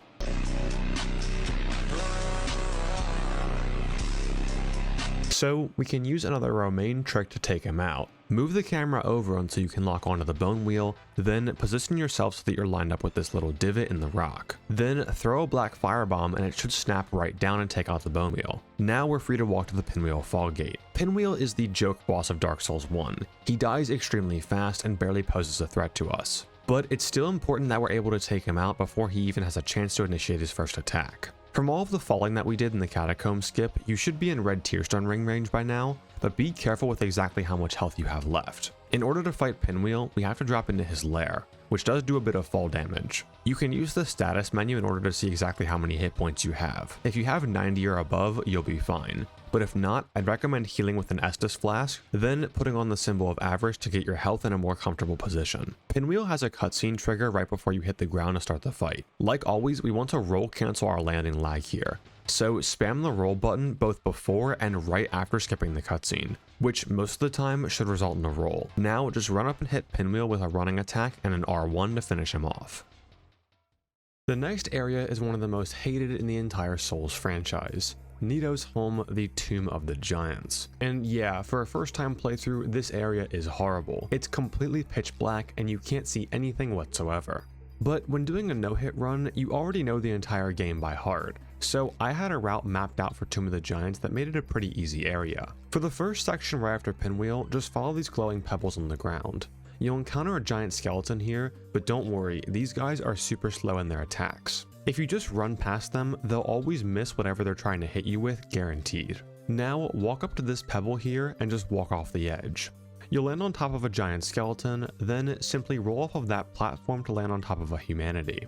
This will put you right at the first bonfire for Tomb of the Giants. We could keep going here, but we have another item that we have to pick up for Nito. You see, Gravelord Nito by himself isn't that hard as a boss. The problem with Nito is that he summons 2 normal skeletons and 2 giant skeletons to fight with him in his arena. Seeing how much trouble ONS gave us as just 2 enemies, fighting 5 at once is not gonna cut it. So we're gonna have to find some way to get around Nito's minions. The first solution is getting a Divine weapon. Similar to Crystal, Divine is an infusion that allows us to permanently defeat skeletons after killing them for the first time, but this still means that we have to fight the skeletons. However, if we have enough stealth, it's possible that we can defeat Nito without ever aggroing any of his minions. We already have one of the stealth rings, the Slumbering Dragon Crest ring.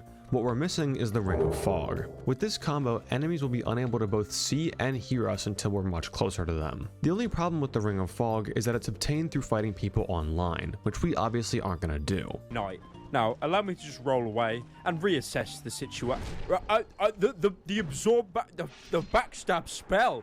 The backstab miracle. But there is another way that we can get this ring if we're strictly PvE. Make sure you rest at the bonfire at Tomb of the Giants, then walk up to this suspiciously glowing pebble on this edge here. This will trigger a cutscene where Patches boots us off the ledge. And no, this does not count as a hit. It's not mentioned here on the team hitless rules, and this does not stagger or damage us, so no, this is not a hit. Now, grab the Skull Lantern and bone back to the Tomb of the Giants bonfire. The Skull Lantern gives us the ability to actually see where we're going in the Tomb of the Giants. But instead of using it for its intended purpose, we're going to use it to get the Ring of Fog.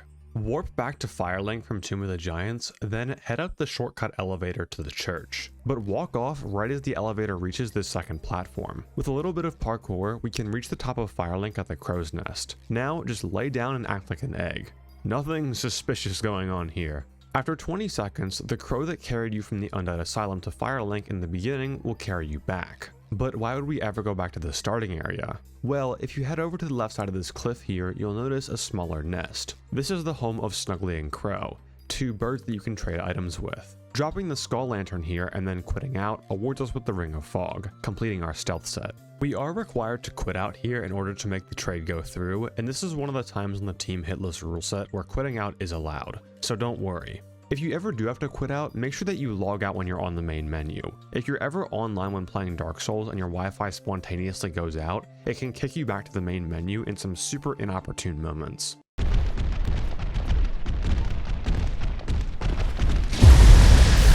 Wow! Dude, bro, there's no...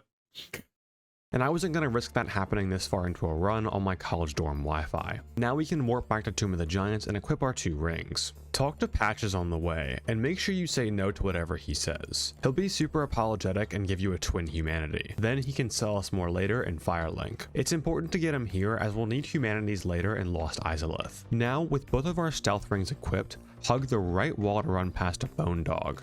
These enemies are super dangerous, but they aren't very perceptive when we have both stealth rings on. As long as you're running at full speed, you should be able to sneak right past him. Once you reach the fog wall, you'll be in a dark area, surrounded by more enemies. Start running forward and count out 3 seconds, then make a diagonal left turn towards this pickup on the ground. Once you get there, roll off and you'll land on another platform. Make sure you stay on this level, as right below are 2 bone dogs that will instantly ambush you. Then walk over and grab the silver serpent ring. Putting this ring and the symbol of avarice on after defeating bosses can increase the amount of souls that we get from them, so it's good to have for the extra levels. Then roll down onto this platform, turn around, then roll back. Now just walk forward until you drop into this square hole.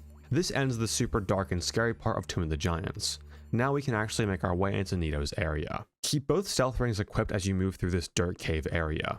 When you reach the room with all of the pinwheels, stick to the left side and just keep running. You should be able to reach the fog gate before any of them have a chance to hit you. Now it's time to fight Nito himself. Because we have our stealth ring combo, Nito is one of the easiest bosses in the game. You were clearly meant to fight him alongside his minions, as by himself, Nito is extremely slow and punishable. But there are some attacks that you should still watch out for. In earlier no-hit runs, Nito would be a massive pain when he would do his ground stab attack. He'd plunge his sword into the ground, which would then appear at the player's feet very quickly. This is a super tough timing if you're trying to dodge it, especially this far in the run with nerves. But once players dug deeper into the hitboxes of Dark Souls, this attack was completely trivialized. Visually, you would think that the entire red sword would function as a hitbox, but in reality, the hit detection is only on this small sphere at the very base of the sword, which means that if you block with a two-handed weapon, your character model will spread his legs just enough for the hitbox to completely miss. So once you drop into Nito's arena, don't move and just hold the block button. There's a good chance that while he's hobbling over to you, he'll do this attack a few times. Be patient and don't engage with him until he's in the middle of the arena. Our stealth rings will keep his minions stationary so long as we don't get too close to them. Once Nito is in fighting distance, there's only 2 more attacks that really pose a threat, those being his AoE and his grab. Nito's AoE explosion is one of the largest in the game, but also the most telegraphed. Once you see him bending down, make sure to run for it and don't get greedy with damage. Lastly, Nito's grab can be a little scary. It has a lingering hitbox and travels a lot further than you think. Don't try to strafe this attack, just run away. It's really not worth the risk. For all of Nito's other attacks, the hitboxes aren't that big, and from what we fought before, you shouldn't have too much trouble dodging and taking him out. With Nito down, we've acquired our first Lord Soul, but to truly be in the clear, we have to take out the last boss in the big 3, the 4 Kings.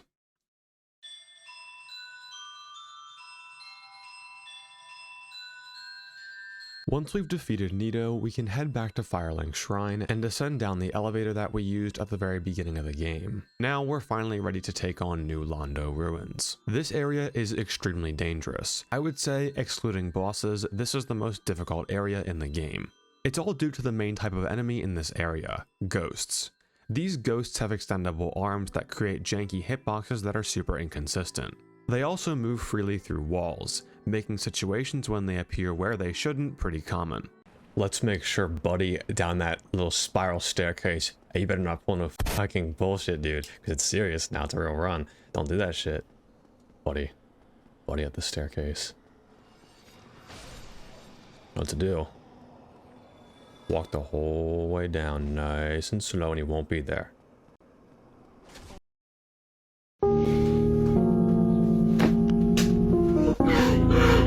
Thankfully, Romain has us covered here with a safer strategy throughout the area. Again, we're going to be utilizing the bow to take care of most of the ghost enemies. Though, even with the bow, you can still get overwhelmed by the sheer number of ghost enemies. Before heading into New Londo, make sure you have the red Tearstone ring and the Covenant of Artorias equipped. We'll need to have the red Tearstone ring active in order to one-shot all of the ghosts in this area, as our bow is only +5. First, stop by this vase here and break it. A corpse will come out, dropping transient curses. You'll need these in order to make contact with ghosts. They last around 5 minutes, and that will be plenty of time for us to make our way through the area. Once you make it up this bridge here, we're going to start using our bow.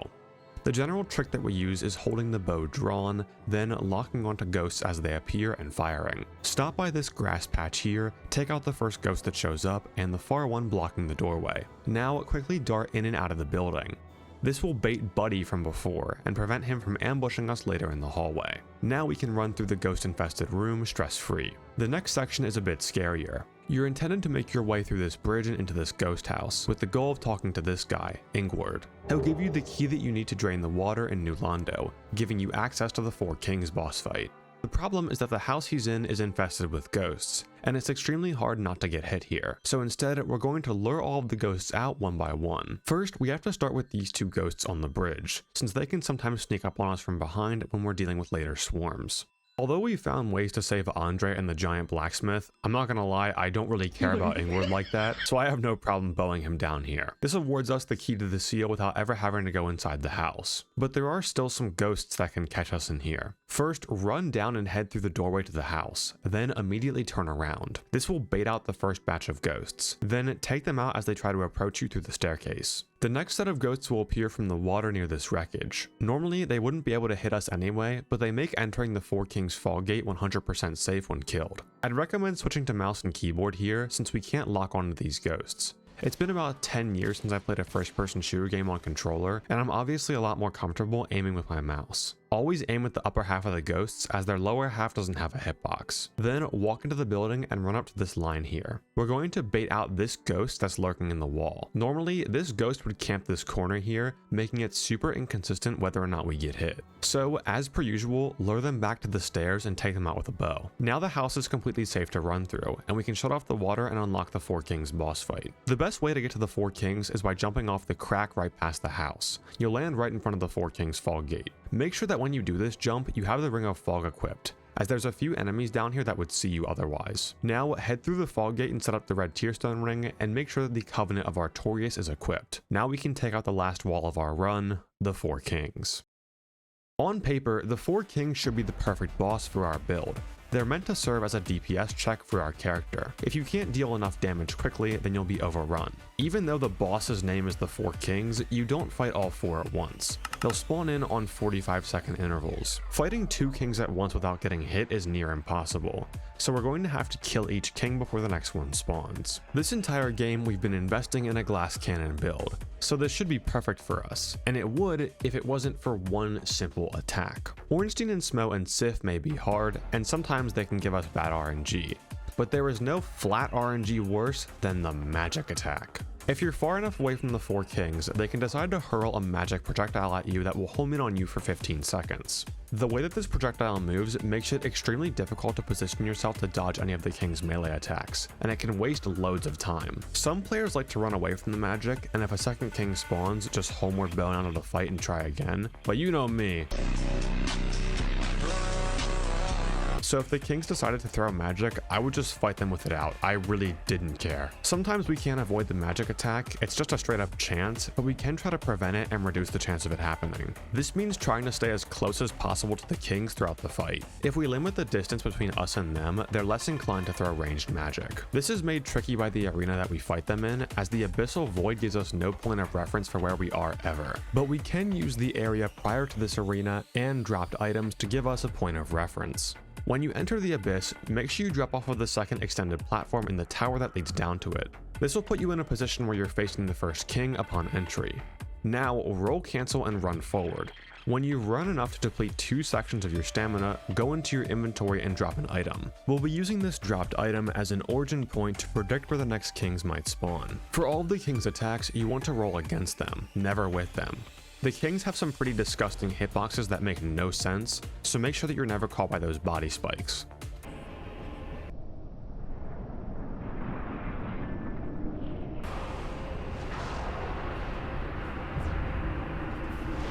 Some attacks you can strafe without rolling, like the stab and the overhead slam, and others you'll be able to roll and punish like normal. It's important to note that once you've defeated a king, continue attacking it while it's dying. The 4 kings are separate enemies, but they're all linked to the same boss health bar, which is actually mapped to a secret 5th king which is out of bounds. The king's hitboxes will linger a bit before it fully dies. So take advantage and get some more progress into the fight. If you do this properly, you should only have to fight 3 kings total. Once the first king is down, we can use the item that we placed as a reference and triangulate the location of the next king. You can see here I've laid out the order in which they'll spawn. So use the first king and this item as a reference point and you should be relatively close to the second king. Do the same for the third king and they shouldn't have much of a chance to hurl any magic at you. But you know me with luck in video games, sometimes you can use all the strategies that you want but the game is still going to give you bad luck. In that case, you just gotta clutch up.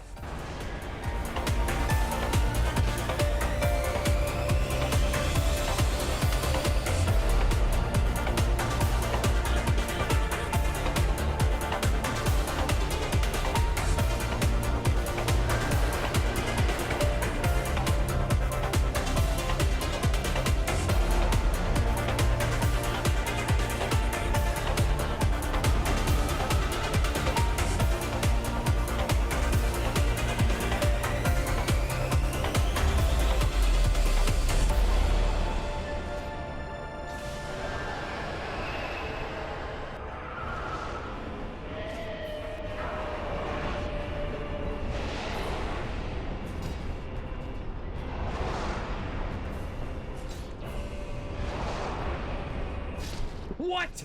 Dude, double magic and I still got it. Dude, oh my god. With the 4 kings down, we've officially completed the big 3 bosses in the run. From here on out, the run gets significantly easier, with no super difficult bosses remaining. Though be warned, as some of these final areas can still pose a bit of a challenge. Out of the 4 Lord Soul bosses, we only have Seath the Scaleless and the Bed of Chaos left. In order to get through to the Bed of Chaos's area as fast as possible, we're going to need 30 humanities, and seeing as every boss drops humanity, I chose to do Lost Izalith last. So let's head to the Duke's Archives and take out Seath. The Duke's Archives is where we'll really show the power of stealth rings and using the bow as a distraction. Upon entering the area, we'll be met with a pig enemy, which can be a bit scary as their usual weak spot is covered. Thankfully, they have a similar problem to the Black Knight from the beginning of the game, and will leash back once they reach this invisible wall. Simply bait them into charging at you, then hit them as they retreat from the wall. The main part of Duke's Archives is absolutely littered with these Crystal Knight enemies. With the Ring of Fog and Slumbering Ring, you can run through and be okay most of the time, but we're so far into the run at this point that I was playing a lot more cautiously. Instead, get to a position where you can stand still, then remove the Slumbering Ring. From this point, don't move at all, as it will generate sound. Now, use your bow to lure all of the Crystal Knights to one spot out of your path. Then, re-equip the Slumbering Ring and you'll be safe to run by. Continue to run past all of the enemies until you reach this elevator. If you've played Dark Souls before, you might be a bit puzzled as to why I haven't talked about this yet. You see, once we go up this elevator, we have to enter a scripted boss fight against Seath the Scaleless where we cannot win, meaning Seath hits us. Then we have to break out from his prison in this super drawn out tower section. This is the intended way to progress. So does our run just end here? Well, it would unless we can find some way out of this story encounter. This is the Seath skip.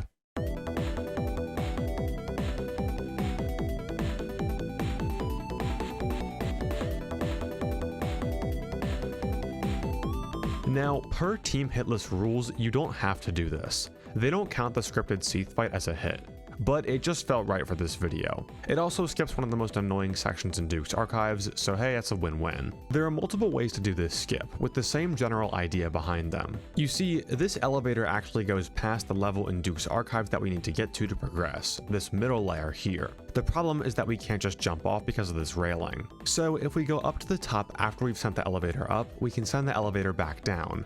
Then, as it's going down, fall onto the raised railing on the side. From here, with a well-timed roll, we can get into the middle layer. The only problem with this is that the timing is super precise, and it's hard to make out exactly when to roll. Luckily, players have devised a much more consistent way to do this skip using the bow. When you send the elevator up, do not touch the left stick at all. We want our character to be in this exact position to buffer inputs later. Now, aim your bow at the bottom right corner of this wooden board behind the lever. You'll see a stain on the wood to indicate where you should be aiming.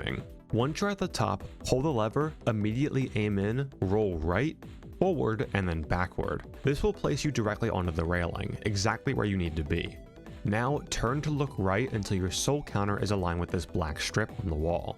At this point, you're at the right angle. Now, wait until you see this decorative corner piece leave your screen, then roll forward. It's still a fairly tight timing, and especially with nerves, it can be a bit tricky, but I found this bow strategy to make it pretty consistent. From here, run down the stairs on the left until you're faced with this archer. We're going to run as fast as we can through this area, and your first instinct may be to get onto the ladder, then slide down as soon as you can. But this will actually result in you getting hit. The ladder slide animation takes a few frames to start up, giving this archer enough time to land his shot. Instead, hold down to climb down the ladder so he misses his shot, then slide down. When you get down here, don't linger at all, as the archer has magical powers that can home arrows in angles that should never make sense. This brings us out of Duke's Archives and into Crystal Cave, the area where we'll actually be fighting Seath. Crystal Cave isn't a very noteworthy area until the very end, when we're faced with these clam enemies. These enemies are super strong, and if you're not careful, they can actually follow you into the Seath fight and disrupt it. In order to keep them away, we're going to use the same tactic that we did at the start of the Archives, and lure them away from the Fall Gate before re-equipping the Slumbering Ring and running past. Now it's time for Seath the Scaleless. Now I mentioned earlier how once you get past the big 3 bosses, the run isn't too difficult from here, and you may think that Seath would be a pretty hard boss fight. He has pretty crazy AoE attacks, and tentacle swipes that can cover most of the arena. But this is where our glass cannon build shines again. In order to damage Seath, you have to break his Immortality Crystal. If you went the way the game intended and died fighting Seath the first time, this is why you couldn't damage him, as this crystal in Crystal Cave prevents him from taking any damage.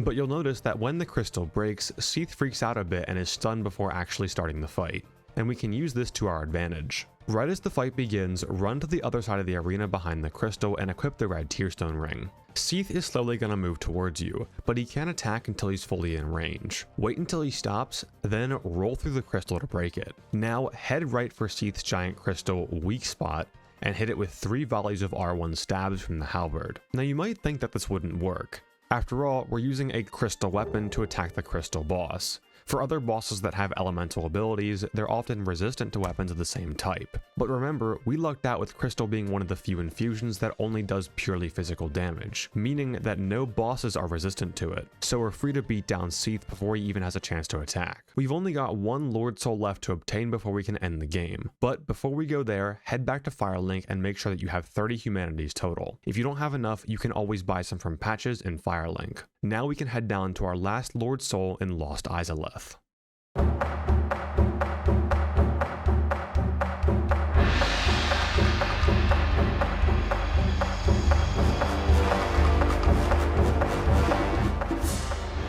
On the way to Izalith, right past Quelagg's arena, stop right after you go down the spiral staircase and look to a suspicious archway in the wall. This is an illusory wall, and rolling into it will reveal a chamber containing the Fair Lady. She'll be our ticket to skipping most of Lost Izalith, as she offers a covenant for us to join. We can rank up in this covenant by offering 30 humanity to her, which will then give us access to a shortcut later. Now, Lost Izalith might look super cool from an outside perspective, but all this really is a whole lot of running. 10 minutes of straight running, in fact. There's not really much going on in this area until we get to these ruins. Equip the stealth ring combo, then drop off of this ledge. There's a bug that pops out of the wall here, so make sure to quickly run to the right side of this pillar to avoid it. Now take out this statue enemy. At the bottom of this giant staircase, a Taurus demon waits for us. He isn't too bad to dodge, but we've been playing for an hour and 30 minutes at this point, so we're not taking any chances. Use the bow strategy and lead him off the edge. From here, we normally have to go through this Fall Gate and fight 2 bosses, the Demon Fire Sage and the Centipede Demon. Though, since we're first class citizens down here and paid our humanity, we're able to turn right and instead open this door, leading to a bridge that goes straight to the Bed of Chaos's arena. Guarding this bridge is 1 Titanite Demon, and we have no way to pass him without aggroing him in some way. These Titanite Demons are super scary, as their jump hitbox is massive and stays out for nearly half a second. Instead of running past him and praying, we can outsmart him using our stealth rings. Equip the red Tearstone ring and the Fog ring, then hit the demon with a running attack and run backwards. Once you're far enough away, you can stay still to stop making noise, and the Titanite demon will think that it was just the wind. Then we can repeat this process until he's dead. This gives us a straight shot to the worst designed boss in FromSoft history, the Bed of Chaos. Judging by all of the crazy strategies that we've went over in this video so far, you already know we have one for this boss. Normally, the Bed of Chaos is one of the most miserable experiences in Dark Souls. It's a boss focused around platforming in a game where you really can't platform. The boss is made up of 3 key weak points that you have to attack. The first two are on either side of the arena, and once you take them out, the middle opens up and you can finish the fight. But trying to play this boss normally is extremely inconsistent. The Bed of Chaos pretty much covers the entire arena at all times, and you almost never have any time to squeeze past the next weak point. So instead, we're going to use our old friends from the church, fire bombs. All of the weak spots for the Bed of Chaos only have 1 HP, so if we can find somewhere that we can lob 2 fire bombs right at the weak spots of the Bed of Chaos, we can skip the fight entirely. And it turns out, players have been doing this for a long time, in both speedruns and no-hit runs. When the fight first begins, roll cancel and run forward as fast as you can. We're going to have to get in this middle section where the Bed of Chaos can't hit us with her arms. Now you'll notice along this arc here how there's tiles that make up the floor. Stand in the middle of the arc and count out 6 tiles such that you're standing in tile number 6. We can then turn around to face the sprawling branches of the Bed of Chaos. By aiming our bow at these specific locations on the left and right sides of the Bed of Chaos, we can throw firebombs and take out both weak spots. The general tell that I use here is that there's 2 branches, and you want to aim at the upper one. Just make sure that you're able to aim at these branches quickly, as once you throw your first firebomb, you're going to be on a pretty tight timing window to land the second one before the Bed of Chaos attacks you. So try to get in position before the cutscene of the weak point being destroyed starts. Once you've thrown both firebombs, roll behind this branch here on the right side. If you're a speedrunner, you may be tempted to just rush the Bed of Chaos within the heart of the tree, but there's a rare chance that she can do an attack that will hit you inside, and we're not going to take any risks this deep into a run. Now, once we're behind the branch and in the safe zone, we're going to wait for a very specific tell to walk out. You'll notice that most of the time, the Bed of Chaos is continually doing this fire attack, where she summons fire on the floor in front of us. However, her much less common attack are these fire pillars, which is what we're going to punish to end the fight. When I was first learning this boss fight, I didn't really know what to look for in order to distinguish these 2 attacks. There's no audio cue, and the Bed of Chaos's arm just looks like it's continually slamming down. Instead, focus your attention on the fire part of the Bed of Chaos, above the wooden body. If the firebird crosses its arms before it lunges forward, then it's doing the main attack. But if it flies up and rotates without crossing its arms, it's doing the rare attack. When it finally does the rare attack, don't panic and slowly walk out from your safe spot down to this underground branch. Once all of the fire pillars are gone, you can roll through to the Bed of Chaos's body, this little bug here, and kill it in one shot, ending the fight. The Bed of Chaos can do this rare attack instantly, or wait full minutes before giving you an opening. I once had a run where I waited so long for this attack that the boss music looped back around and I heard the intro to the song again.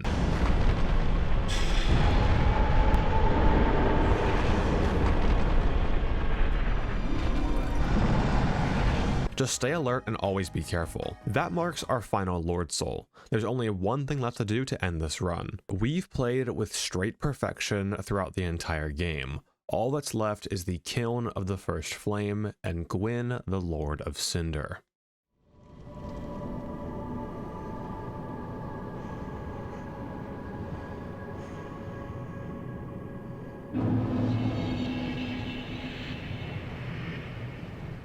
This is my favorite area in any Souls game. I could not think of a better atmosphere to describe how far we've come. It's beautiful in a desolate kind of way. There isn't much to do here outside of running through it and getting to the final boss fight. There are 5 black knights along this area, but we can use our stealth rings to get past most of them. The first 2 won't see you as long as you have both stealth rings on, but once you reach this pillar and the 3rd black knight, we're going to need to set up our inventory for the final fight. Equip the Hornet ring and the red Tearstone ring, and unlike every other section in the game, run with your shield in your left hand and your weapon in the right. This knight on the bridge can be tricky. Some players like to parry him, but there is a slightly safer strategy, which we can do by luring him and then running back to the pillar to juke him. From here, you can't stop running until you reach the final boss door. Run to the left of the final Great Axe Black Knight, then to the right of the Halberd Black Knight. As long as you're running, none of their attacks should be able to hit you. Now, take a deep breath, roll as you enter the Fog Gate, and prepare for the final boss, Gwyn, the Lord of Cinder. A lot of people like to talk about how trivial Gwyn is for a final boss, and while that may be true for a casual playthrough, I would argue the exact opposite in a no-hit run. You see, Gwyn is the only boss in the entire game that you're able to parry.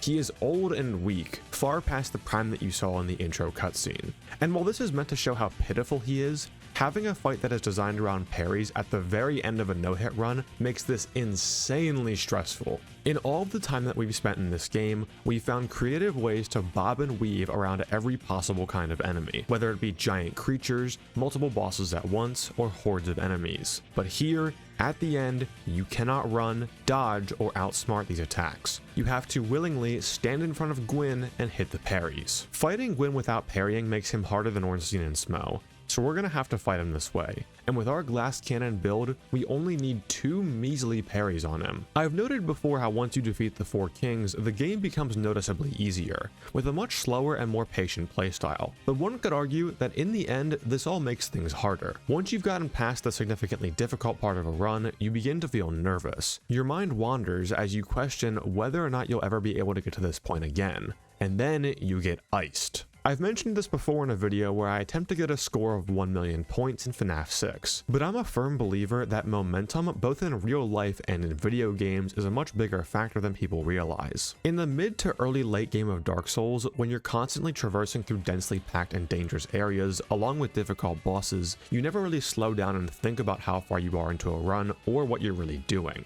But then you have to run all the way from Firelink to Lost Izalith over the course of 10 minutes, then wait for 5 minutes for the Bed of Chaos to do her stupid rare attack. All you can think about is how little of the run is left. And this was the scenario that I was facing going into Gwyn. I had spent about 2 weeks at this point attempting no-hit runs. Knowing how much slight mistakes near the end of runs had cost me in the past, this was a dire situation. And after being iced for 15 minutes straight, I just needed one more parry. Around a year ago, I found myself in this exact same situation, at the end of a grueling challenge and needing to land that last parry. And as time slows down for those final moments, Gwyn charges forward.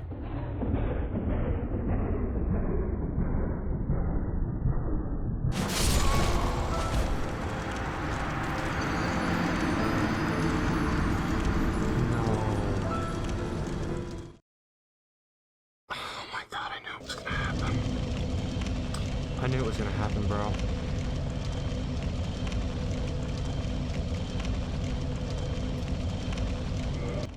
There is not a single boss that I have more practice on than Gwyn. From SL1 No Death. I can't believe that just happened. That's it. Those few frames every time. Hopeless Greed, I was 0.4 seconds off. I died to Gwyn on SL1 No Death. I had a 556 on Hopeless Pursuit.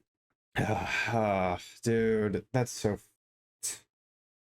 A year later, a perfect mirror of one of my worst fails ever. There is no boss that I have more practice on than Gwyn. For my previous Dark Souls video, Permadeath Level 1, Gwyn is even harder, and you have to land more parries. But since then, I hadn't really practiced him. I was never expecting to get this far in this specific run.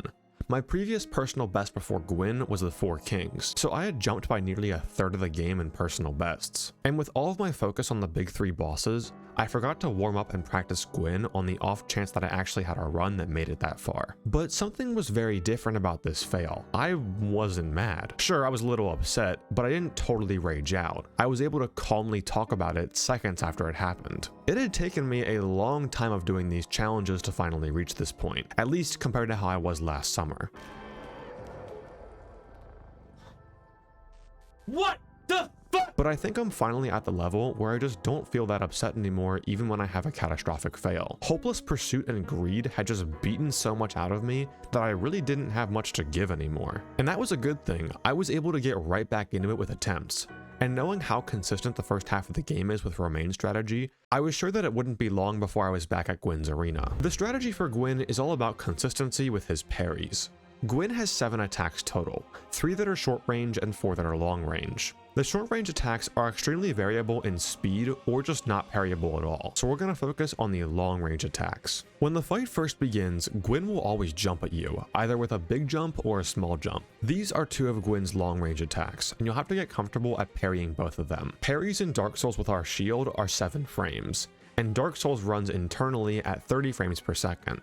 So this equates to roughly a 0.2 second window. It may sound hard, but it gets fairly consistent once you've done it enough. Once you've landed the first parry, you'll knock Gwyn to the ground and he'll have to get up. This is where our full strategy comes in. Rotate around such that you're behind Gwyn, Then wait for him to fully stand up. Gwyn won't register where you are and what attack to respond with until he's completely finished this animation. Now roll backwards 3 times. This will cause Gwyn to buffer a short range attack, as he still thinks you're right behind him, but in reality he just looks like a schizo. Now Gwyn will be in the perfect position to queue up a long range attack, so slowly walk forward and time another parry, and with one more two-handed attack on the final get up, that should finish the fight. The problem lies in the slight variation that Gwyn can do in his last 2 long range attacks. We already talked about the big jump and the small jump, but the glide slash and the stab you can very easily confuse. In these attacks, Gwyn will start by running forward. If he's doing a glide slash, he'll then glide forward and perform a quick horizontal slash. But if he's doing a stab, he'll stay on the ground and keep running,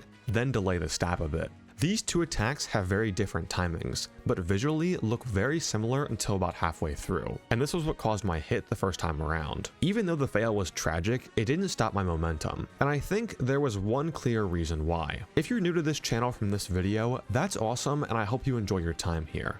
But if you've been watching my videos for a while, you know that the majority of my videos are related to FNAF challenges. And I think the big difference between this challenge and FNAF was that I was actually having fun. Now, I don't want to sound like I'm doing the classic YouTuber thing where they complain about having to play a video game, but in all honesty, I do not play Five Nights at Freddy's for fun. I more so play it for a sport, as dumb as that sounds. But Dark Souls, specifically Dark Souls 1, is truly one of my favorite games of all time. It is a game that I could always go back to whenever I was feeling down, and a game that I knew I always had fun playing. Even though I had spent around 35 hours on this no-hit challenge, throughout almost every fail, there was no super deep rage, because at the end of the day, I was still enjoying myself. Some people have told me that if I ever deviate from FNAF content, that it's bound to do worse, and I know that, but for the first time in a while, I actually felt like I was making something that I enjoyed the whole way through. It wasn't a constant battle of sheer willpower and stimulus that broke my spirit again and again and again. And with that, 2 days after the first Gwyn fail, I started up another run.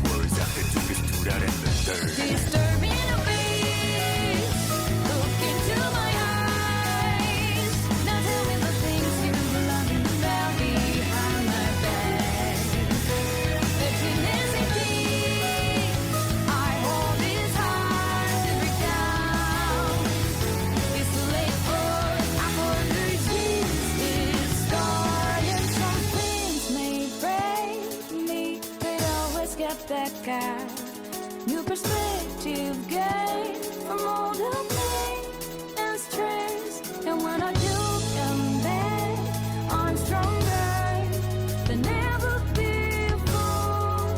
So kneel down, disturbing the beach. Look into my eyes and tell me the things you love me about behind my back. There can easily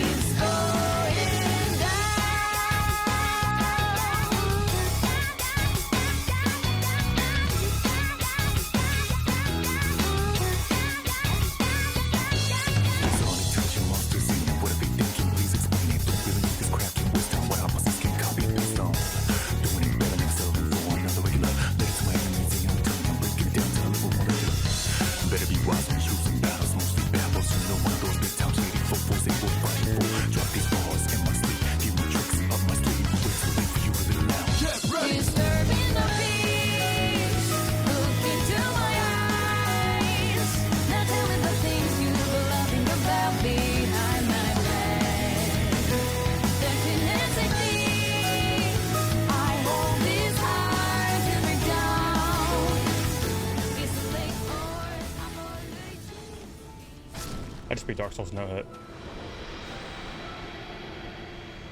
Wow. Whew.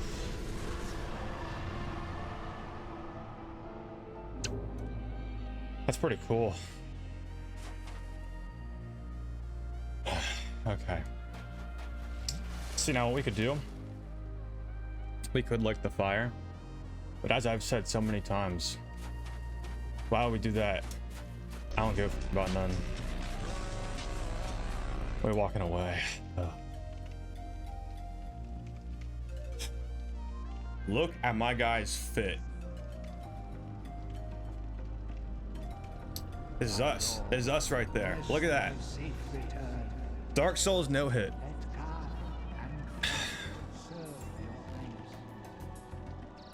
We are here to serve your highness.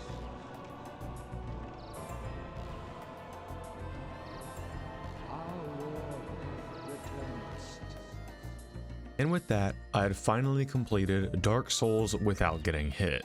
And all in all, this was honestly really fun. Through playing this game, making the video, and everything in between, I truly had a lot of fun making this. If you've stayed this far into the video, I truly cannot thank you enough. Dark Souls is one of my favorite video games of all time, and I know that with being a majority FNAF focused channel, this video would be a huge risk, but by watching this far, you've supported me enough to keep going. Eventually, I'd like to do videos like this for Dark Souls 2 and 3, and then eventually attempt a trilogy no-hit run for the hardest thing that I do on this channel, which is a no-hit run of Dark Souls 1, 2, and 3 back to back. As for Dark Souls no hit itself, this was pretty difficult. I'd say it ranks right here as far as the difficulty for things on this channel go. Not quite on the level of Hopeless Pursuit and Greed, but definitely up there. With that said, thank you guys so much for supporting this passion project of mine. Peace.